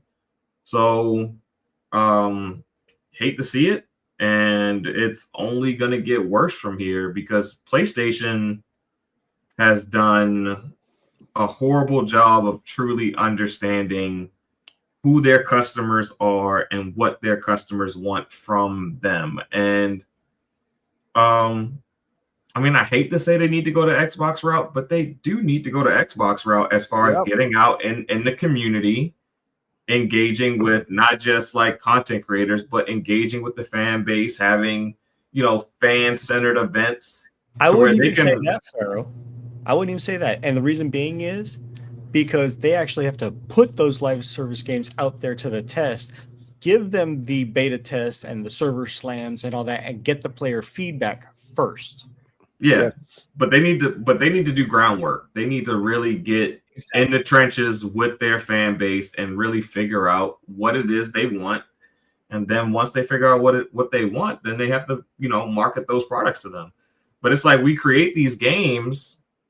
PlayStation creates these games, and they create games that everyone pats them on the back for and says, "Oh, these are the greatest games ever. This is the template. This is the standard the industry should go by."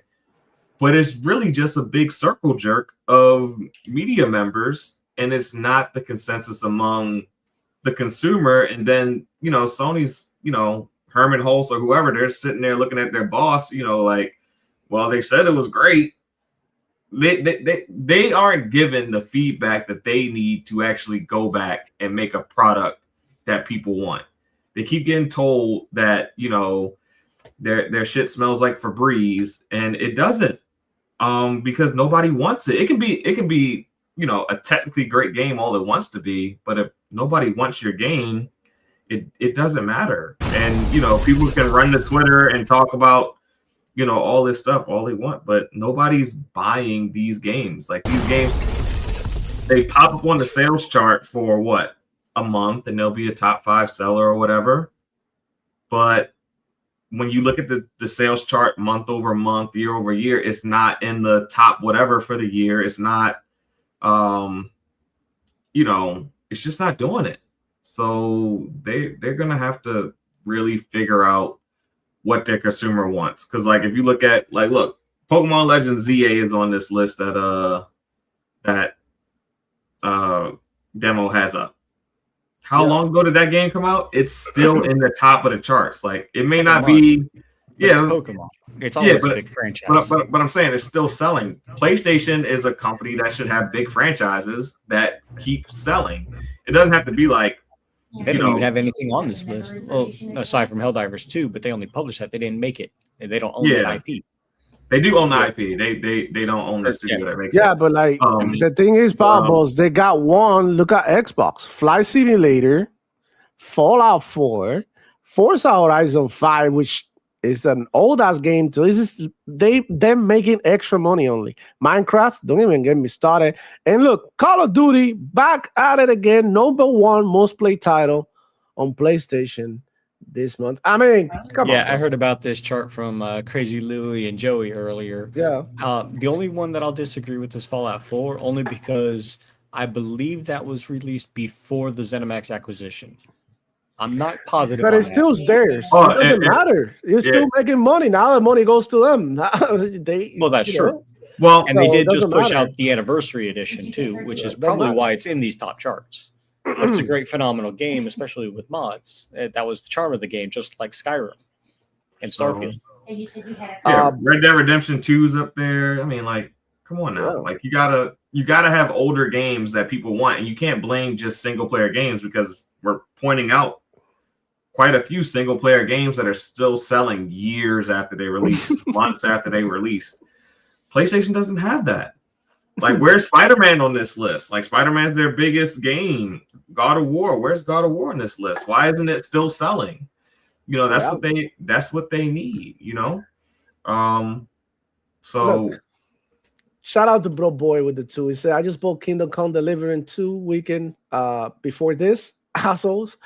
I'm gonna say, Fado, you already nailed it. You already said the reason that these games are not selling is because they're not giving the proper feedback, and it all comes down to the glazing from Sony PlayStation fans. They get out here and they tell you this game is the shit. You go and tell them, bro, listen, it looks good, but it's boring as hell, bro. Like, that shit's not gonna keep me playing like beyond the honeymoon period that you got with the game, because it's brand new and you see everything. And then after that, it's like, bro, but like, So, Boy actually points out something important about this chart. This is the top best-selling games, both physical and digital. This isn't the most played. This isn't the most the top selling, which means people who actually bought it. And Final Fantasy VII Remake is there because it just got the Xbox and Nintendo Switch 2 release. Yeah. Crazy. So let's not forget about that as well, which is, like I pointed out, Fallout 4 just released the anniversary edition. So that's why that's probably up there.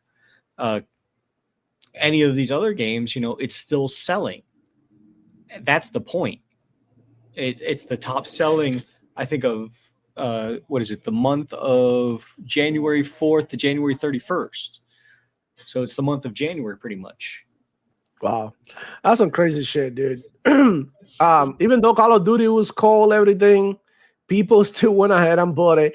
And this is like the disconnect that exists between the people who actually play games and I'm out of the house playing these fucking games and the other people who are on social media just talking the shit, and they don't even play games. Real gamers are speaking. You can argue that Madden and NBA, they're shit. You could say that they're the same game every year, all of that. But look, the players are speaking. They still want them. They'll still want to play this shit. So they're giving a good reason to continue to drop Call of Duties, NBAs and Maddens and all of that, right? And that's just what's happening, man, and the behavior of the players change with time. And this is what they own right now. Maybe next year it's another game who's the one on top. We just got to wait and see. We don't know. But we're not going to triumph. We're not going to make it if we don't try. And this is like what PlayStation is so comfortable trying the same things that they know that worked for a long time, that it's super hard now for them to get out of the shell and try something new. And that's a problem that they're seeing too. The creativity has been held back for generations because they've been complacent and they've been comfortable doing certain type of games. And now when it's time to change, they're out of practice. Now they're sluggish, they're fat, so they can move. And this is what we're seeing. Look, this chart here tells you everything you need to know about the gaming industry right now. Look at the games that are on top. Look, Gozo Yote is in there too. I don't know if you guys missed it. It's number 12, which I noticed, which is really good. It's good that it's 10 handle sales, yeah. Yeah, and after a couple of months, I mean, we gotta argue the game is doing good. People are digging the game. I don't know. But people the issue are buying is, it. I mean, maybe we don't like it, but maybe there's a huge, and I think in part of it is like also like a Japanese story, so you could see like the Japanese people like rocking with this game as well. I would have to see how much Code Vein 2 and Kingdom Come Deliverance 2 sold before I make an assessment of Ghost of Yote being sold well. Yeah, I mean, the issue is that they have Soros coming, and Soros is about to be another flop, most likely, based on what was the game that preceded it? Can't think of it at the moment. I was saying it earlier. No, Returnal, Returnal. It was Returnal. Yeah, Returnal. Yeah. So one is based off of, Yeah, so based off of that, I mean, Returnal only sold 600,000 copies. This game probably isn't going to sell very well, so that's probably going to be another, commercial failure. Marathon is looking like it's shaping up to be a commercial failure, but hey, we might be surprised. I think Marathon has a chance now. I feel like Marathon has found a lot of redemption in the media.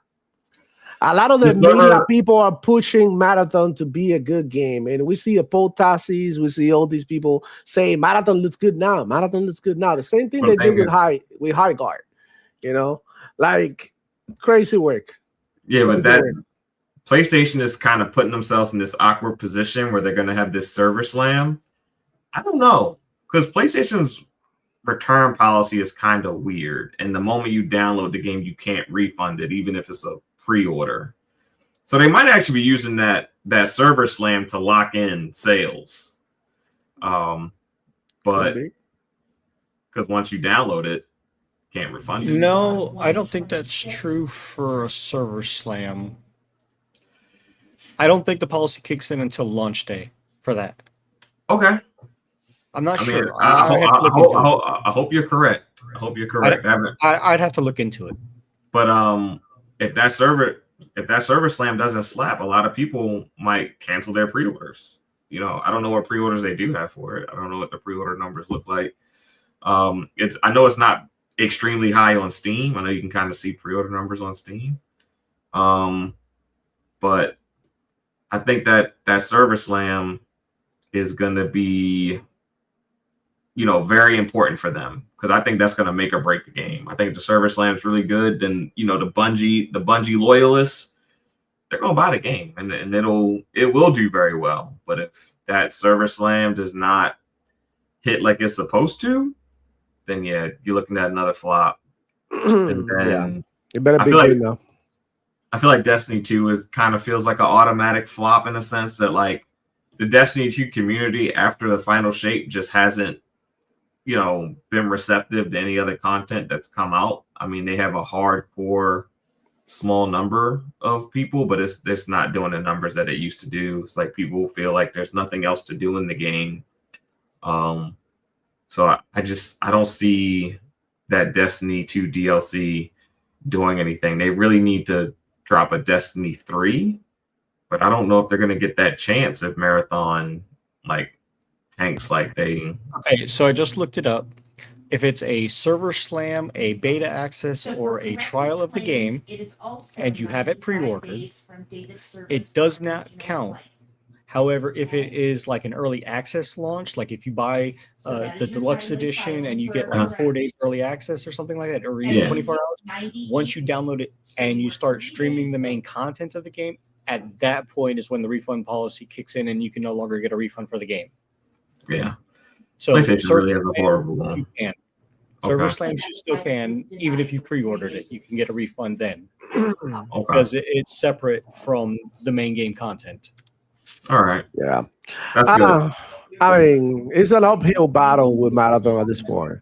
They lost a lot of face when when they stole the art, and a lot of people, are not rocking with them no more because they feel some type of way.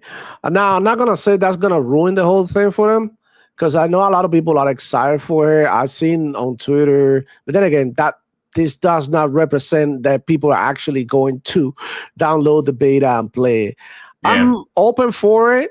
We were speaking about it here earlier that we're gonna stream it. We're gonna give I'll probably play it. A spotlight, and I can't wait to try it out. There's some things that I like that I've seen that I like, some others that I don't. And one of the most important things is the guns when you're making a shooting games. And I don't like the guns. They look like paint guns. They look like they came out of the straight, I don't know. I would say Fortnite, but Fortnite guns are actually cool when they have camos and shit. So this doesn't even look cool. They're going for an aesthetic that I think that what they're trying to do is that they're trying to monetize this game so heavily. And as a result, give us the starting gun to be nice, and then you can sell all the skins you want. But when you make it to the starting point of the gun is ugly as fuck to the point that makes people want to purchase a skin because they can tolerate looking at that ugly ass shit. It's just kind of scummy to me. I don't like it. I'm not a person who likes to buy a lot of skins. I usually unlock them or something, even in games like Apex that I have a bunch of hours. I literally bought 2-3 battle passes back in the day, and that's it. I haven't spent any money on skins like that. I'm I already have the ones that I like. I can change. I have a few to spare. So it's a first person shooter. Doesn't really feel like I should be spending money on skins for my character. But the camos for the guns is something that that I kind of like because some of them are cool. So I mean, it'll be better if they give us a good starting gun and not such a terrible looking skin shit. That's just the way I feel. I feel like they want to monetize this shit too much. Mm-hmm. Yeah, but I will say, if Marathon flops, Bluepoint is just the beginning. You're gonna see a lot of other big studios that you love start to. I fully expect Marathon is going to flop because most of that studio is already gutted it, and the moment that it launches and flops within 2 weeks, just like High Guard and so many of the others that have come out, and Concord with 2 weeks time, maybe a month, then Bungie's going to be fully absorbed and dismantled within PlayStation. Yeah, I would say Santa Monica, Naughty Dog, end of the year. San Diego studio, Sucker Punch, and Insomniac are the only studios that are really safe. Everything else is in Nixus. But after that, everything is liable to hit the chopping block over there.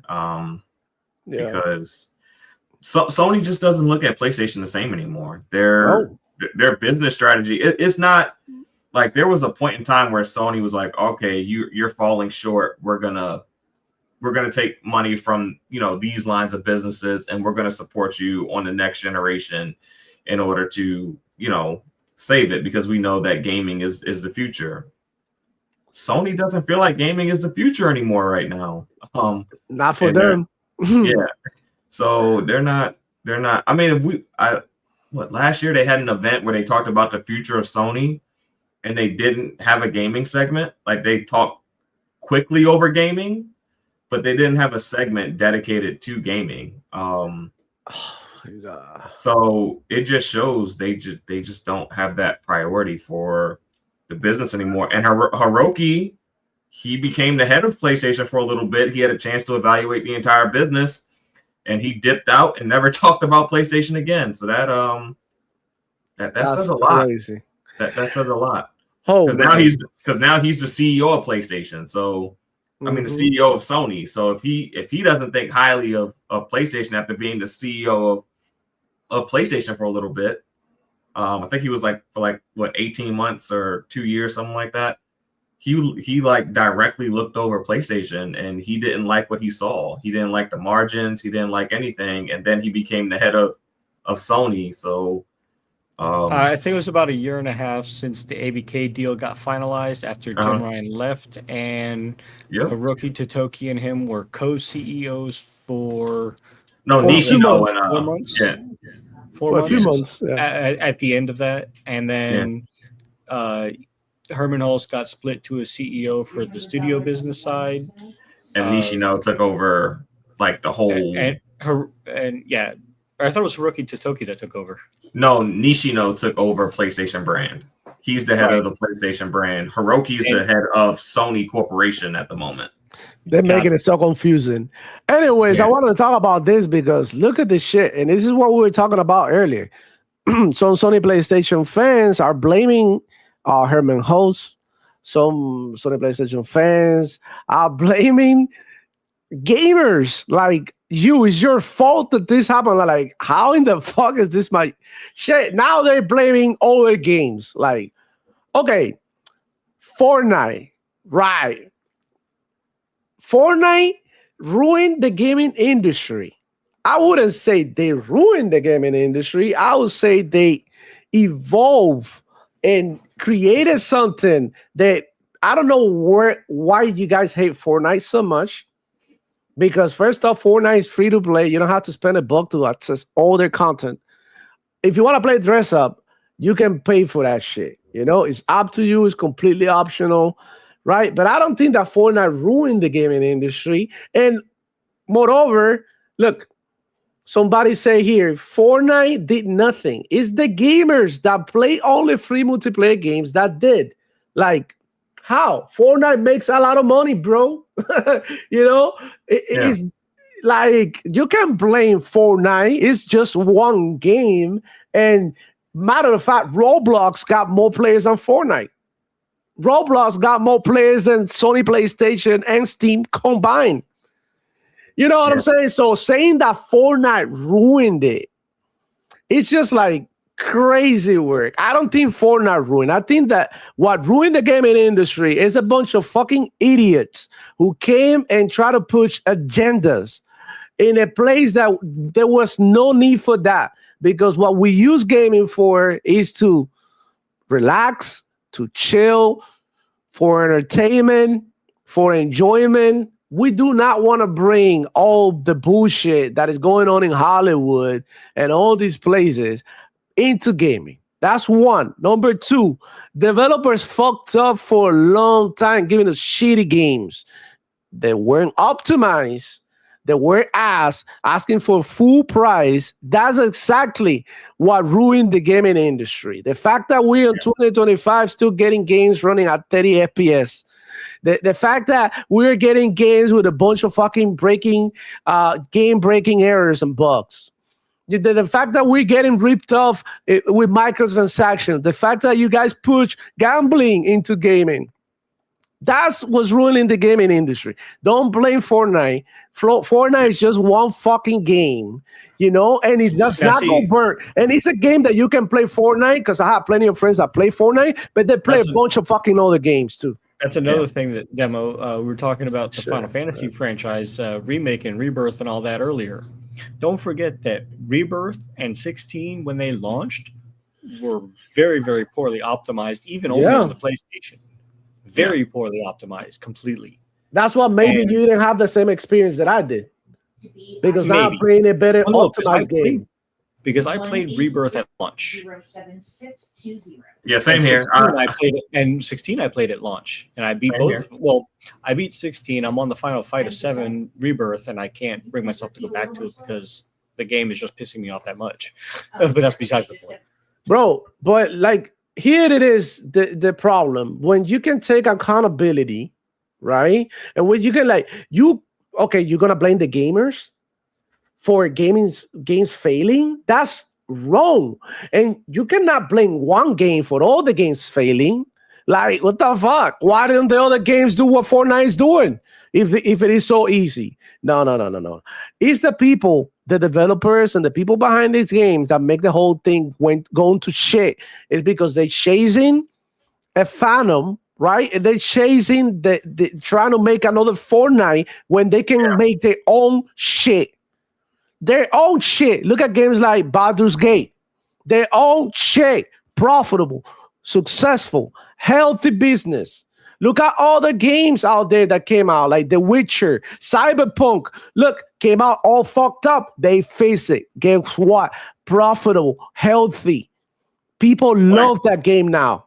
You know what I'm saying? It's up to the fucking developers to give us a good product. I mean, shit. It's like me blaming Young Thug because rap sucks. It's like Young Thug is only one fucking rapper. He ain't shit. He came out with the type shit that I hate. But I'm not going to blame him for hip-hop being ruined. I'm going to blame all the rest of the other rappers that came and try to do the same shit that he was doing instead of being themselves. That's it. That's who you should be blaming. And shout out to the bro boy with the tubing. Blame PlayStation for chasing that Fortnite money. Facts. Blame PlayStation. Blame the Sony PlayStation fans that plays these games. And at the end of the day, these games weren't fun. Which at the end of the day, that's what keeps you engaged with the game. That's what makes you continue to buy, content and, keep the shit relevant. Blame it on them. That's what I said, bro. And that's a blessing in disguise for Xbox that they've been so heavily criticized, because they've been able to take that criticism and some way, somehow overcome it. And now we're getting good quality games. Now they're back into finding their stride. They took that criticism to heart. But in the other hand, it's like, I'm telling you, the bias hurts you. It's like I'm hanging out with you. You got a booger in your face, and I'm not telling you. I'm not telling you, Fado, you got a booger in your face, bro. You're about to talk to this female. I'm letting you okay, yo, bro, you look good, bro. You're awesome. It's like asking your mom if you good looking. The fuck? You know what I'm saying? Holy shit. What the fuck are we even doing, dog? Yeah. Woo! But a lot of these, go ahead. Yeah, shout out to Desire. I see you, bro. What's going on? What's popping? Good to have you. I just got up, Mom. Holy shit, I just seen this. What's going on, Poppy? Yeah, nothing much. I just woke up. I was celebrating my anniversary yesterday. So congrats. Long night. Do you make another one? Maybe. Oh shit. Maybe. Knowing my luck, could be another set of twins too. Speaking of, Demo's got some news on that front as well. Yeah. I'm having another boy. Yeah. Congrats. Last week. Well, congrats, man. Yeah. And another boy for the collection, man. That's awesome. Yeah. I'm happy that I got another boy. The rings. I'm happy with another boy. I think that I like raising the boys, they're gonna be tight with each other because they close in age and shit like that. So I think that's the most the better outcome. I know a girl, it could go either Currently- way with a girl. Nah, you're gonna make a Currently baseball with team my, demo. Currently Nah. with my two sons, they like to. This The is oldest it. likes to push his little brother down, Mm. and then the youngest literally likes to just freaking punch him square in the area every time. It's hilarious as a dad looking at it, but Insanity. obviously- And then my daughters just like to cut their hairs, which is always horrible. So Holy shit. And also, by the way, I wanted to say, because we were discussing this quote by Zubitech that he said that Fortnite ruined gaming. And I'm just like, bro. And some people out there in the comments are saying that gamers ruin gaming. And I was like, who the fuck make So- games? Us? So here's gonna be my biggest argument against that. Is it the video game that ruined gamings, or is it the fact that people liked the game that's ruining gaming? Mhm. It can't be the game. The game's not bad. It's not like it's a garbage game. Like, oh fuck, it's terrible. It's Yeah. actually quite good. Yep. No, it's not really my cup of tea because I don't like fucking Same battle here. royales. But Well, if people decide to play it, that I means mean, there's when a giant Fortnite market. added There's something going the on. Guitar Hero mode and the Lego Adventure mode, they came out with other modes. And once they took out the building and made it just a pure battle royale, it got a huge uptick from that alone. Yeah. So let's not forget that, Fortnite is only a battle royale now. Well, no, I know it's a lot different now. I'm just saying True. in general. Okay, I agree. You can't state that a game made it bad. If people liked said game, wouldn't it be the gamers liking the game and that being obviously what genre people want to play most? I'm just saying. yeah. Granted, it was I mean- also a free game, so Yeah, I would say Fortnite did not. No game ruins the game industry. But what has ruined the gaming industry is that people think that they can make another Fortnite. And people don't realize that Fortnite was a mistake. Roblox was a mistake. Nobody knew that these games were gonna, in the sense that nobody knew these games were gonna become the successes that they were.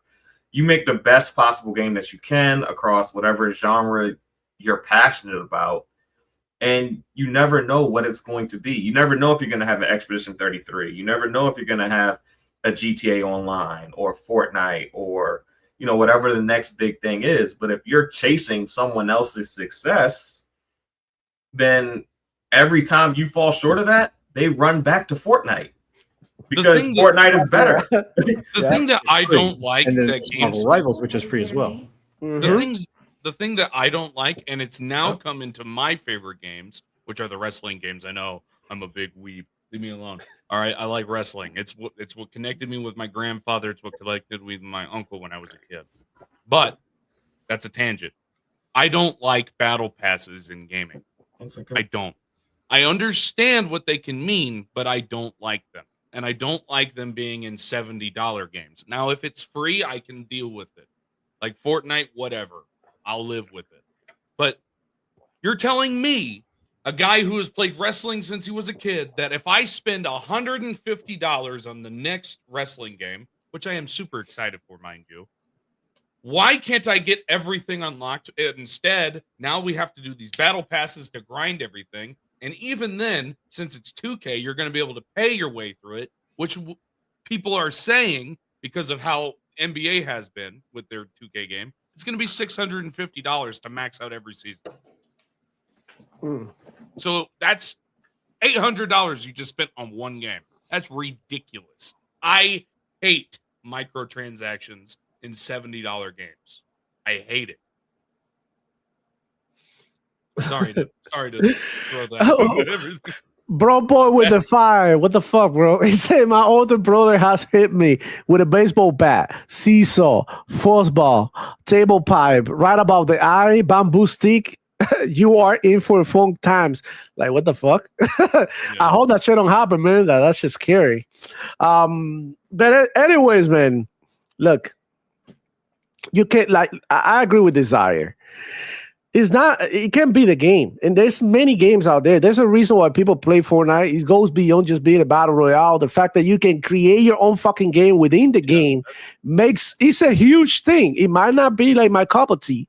And I downloaded it the other day, played one game, and uninstalled it. Even though I won, right? I should have kept playing, but I was like, you know what? Like, yeah, this ain't my shit. I'm gonna go back to Call of Duty because but it's like what's hot, man, and you need to learn from it. You need to learn that creativity brought us here. You can feel how you feel about Fortnite, about everything that they do, but one thing is for sure, they creative as fuck.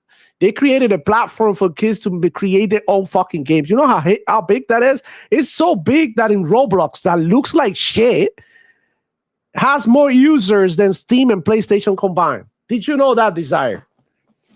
They had like 250 million users. And Roblox. And it's terrible. The bad reputation. I despise that hate game. that game. I refuse to allow that in my household. I hate it so much. Guess what? I gave my rig to my cousin.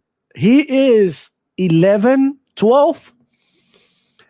I was like, bro, I'm giving you something, right? Like I could sell this shit, but I'm gonna give it to you because I want you to go ahead and utilize it to go to school, play your games. I want you to have like a good place to start, right? I want to set you up nicely.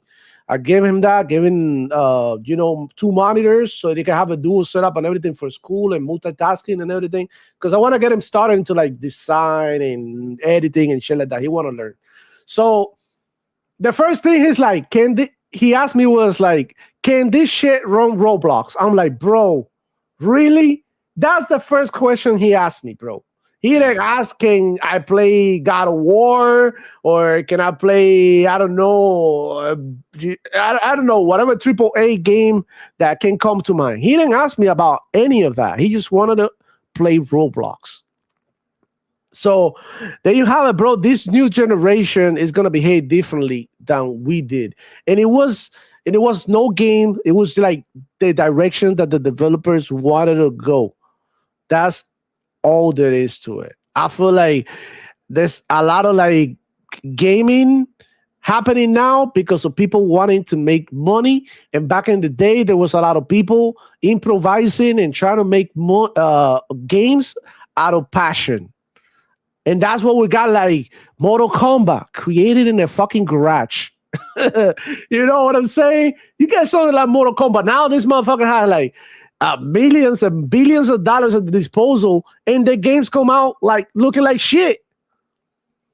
Like, a lot of this is just being like industrialized, right? Like they want to like make this like a fast-paced type shit, like just drop games left to right, you know what I mean? See what sticks, rather than let's work towards something that we think it might be cool, So, I mean, that's just like my 2 cents on it, bro.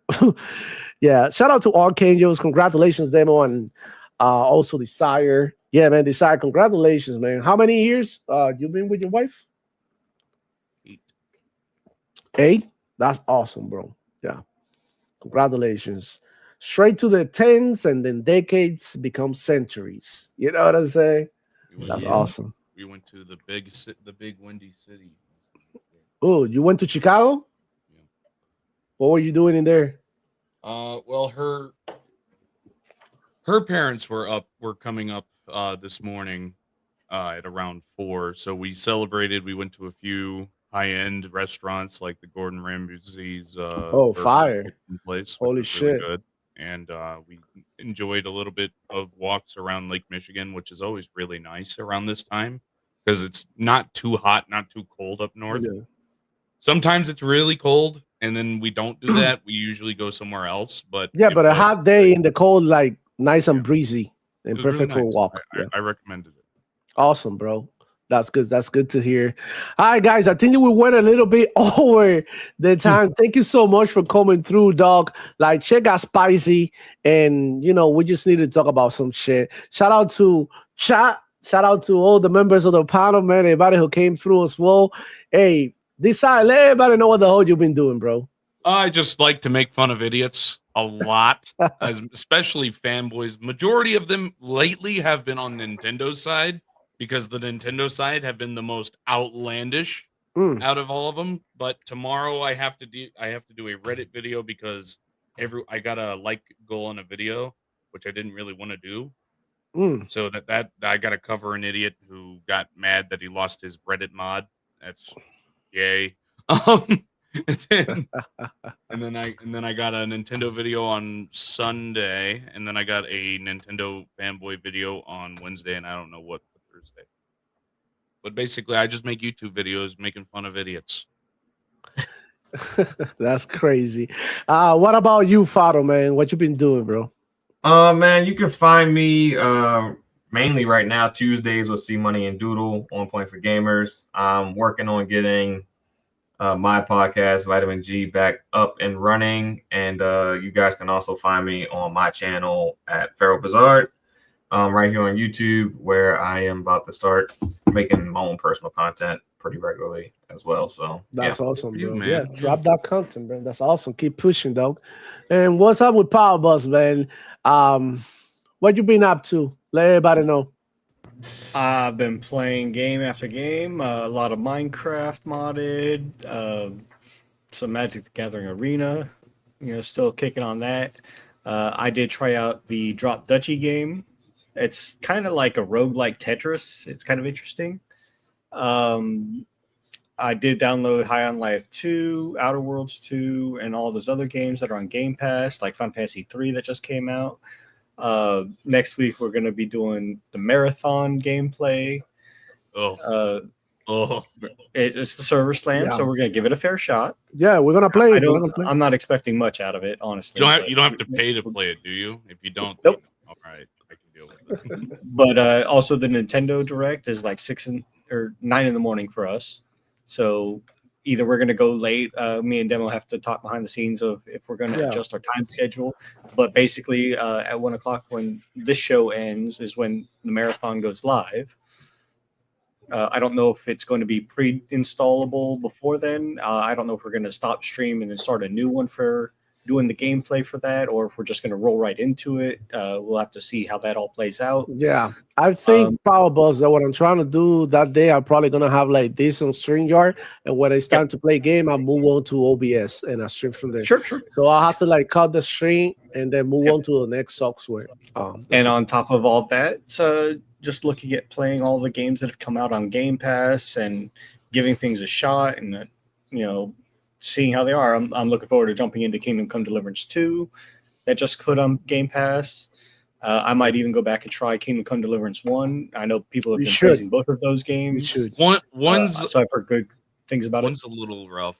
I'll say play 1 because I thought once was interesting. It just like take it really slow, and it's a game.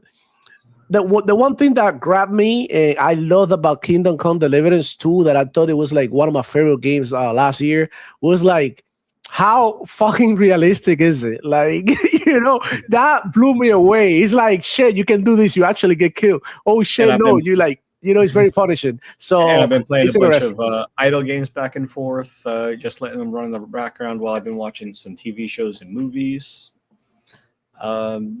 But yeah, I'm always here. I'm on several of the different Salt channels. I'm in some Xbox channels. You can always find me here. And I try to show up everywhere I can. But never shows up when I'm streaming. I get it. I do. But most of the time when you're streaming, I'm asleep. Yeah, you stream early. No, I stream late, dude. I don't stream early. It's also depending on the day that you're streaming. Yeah.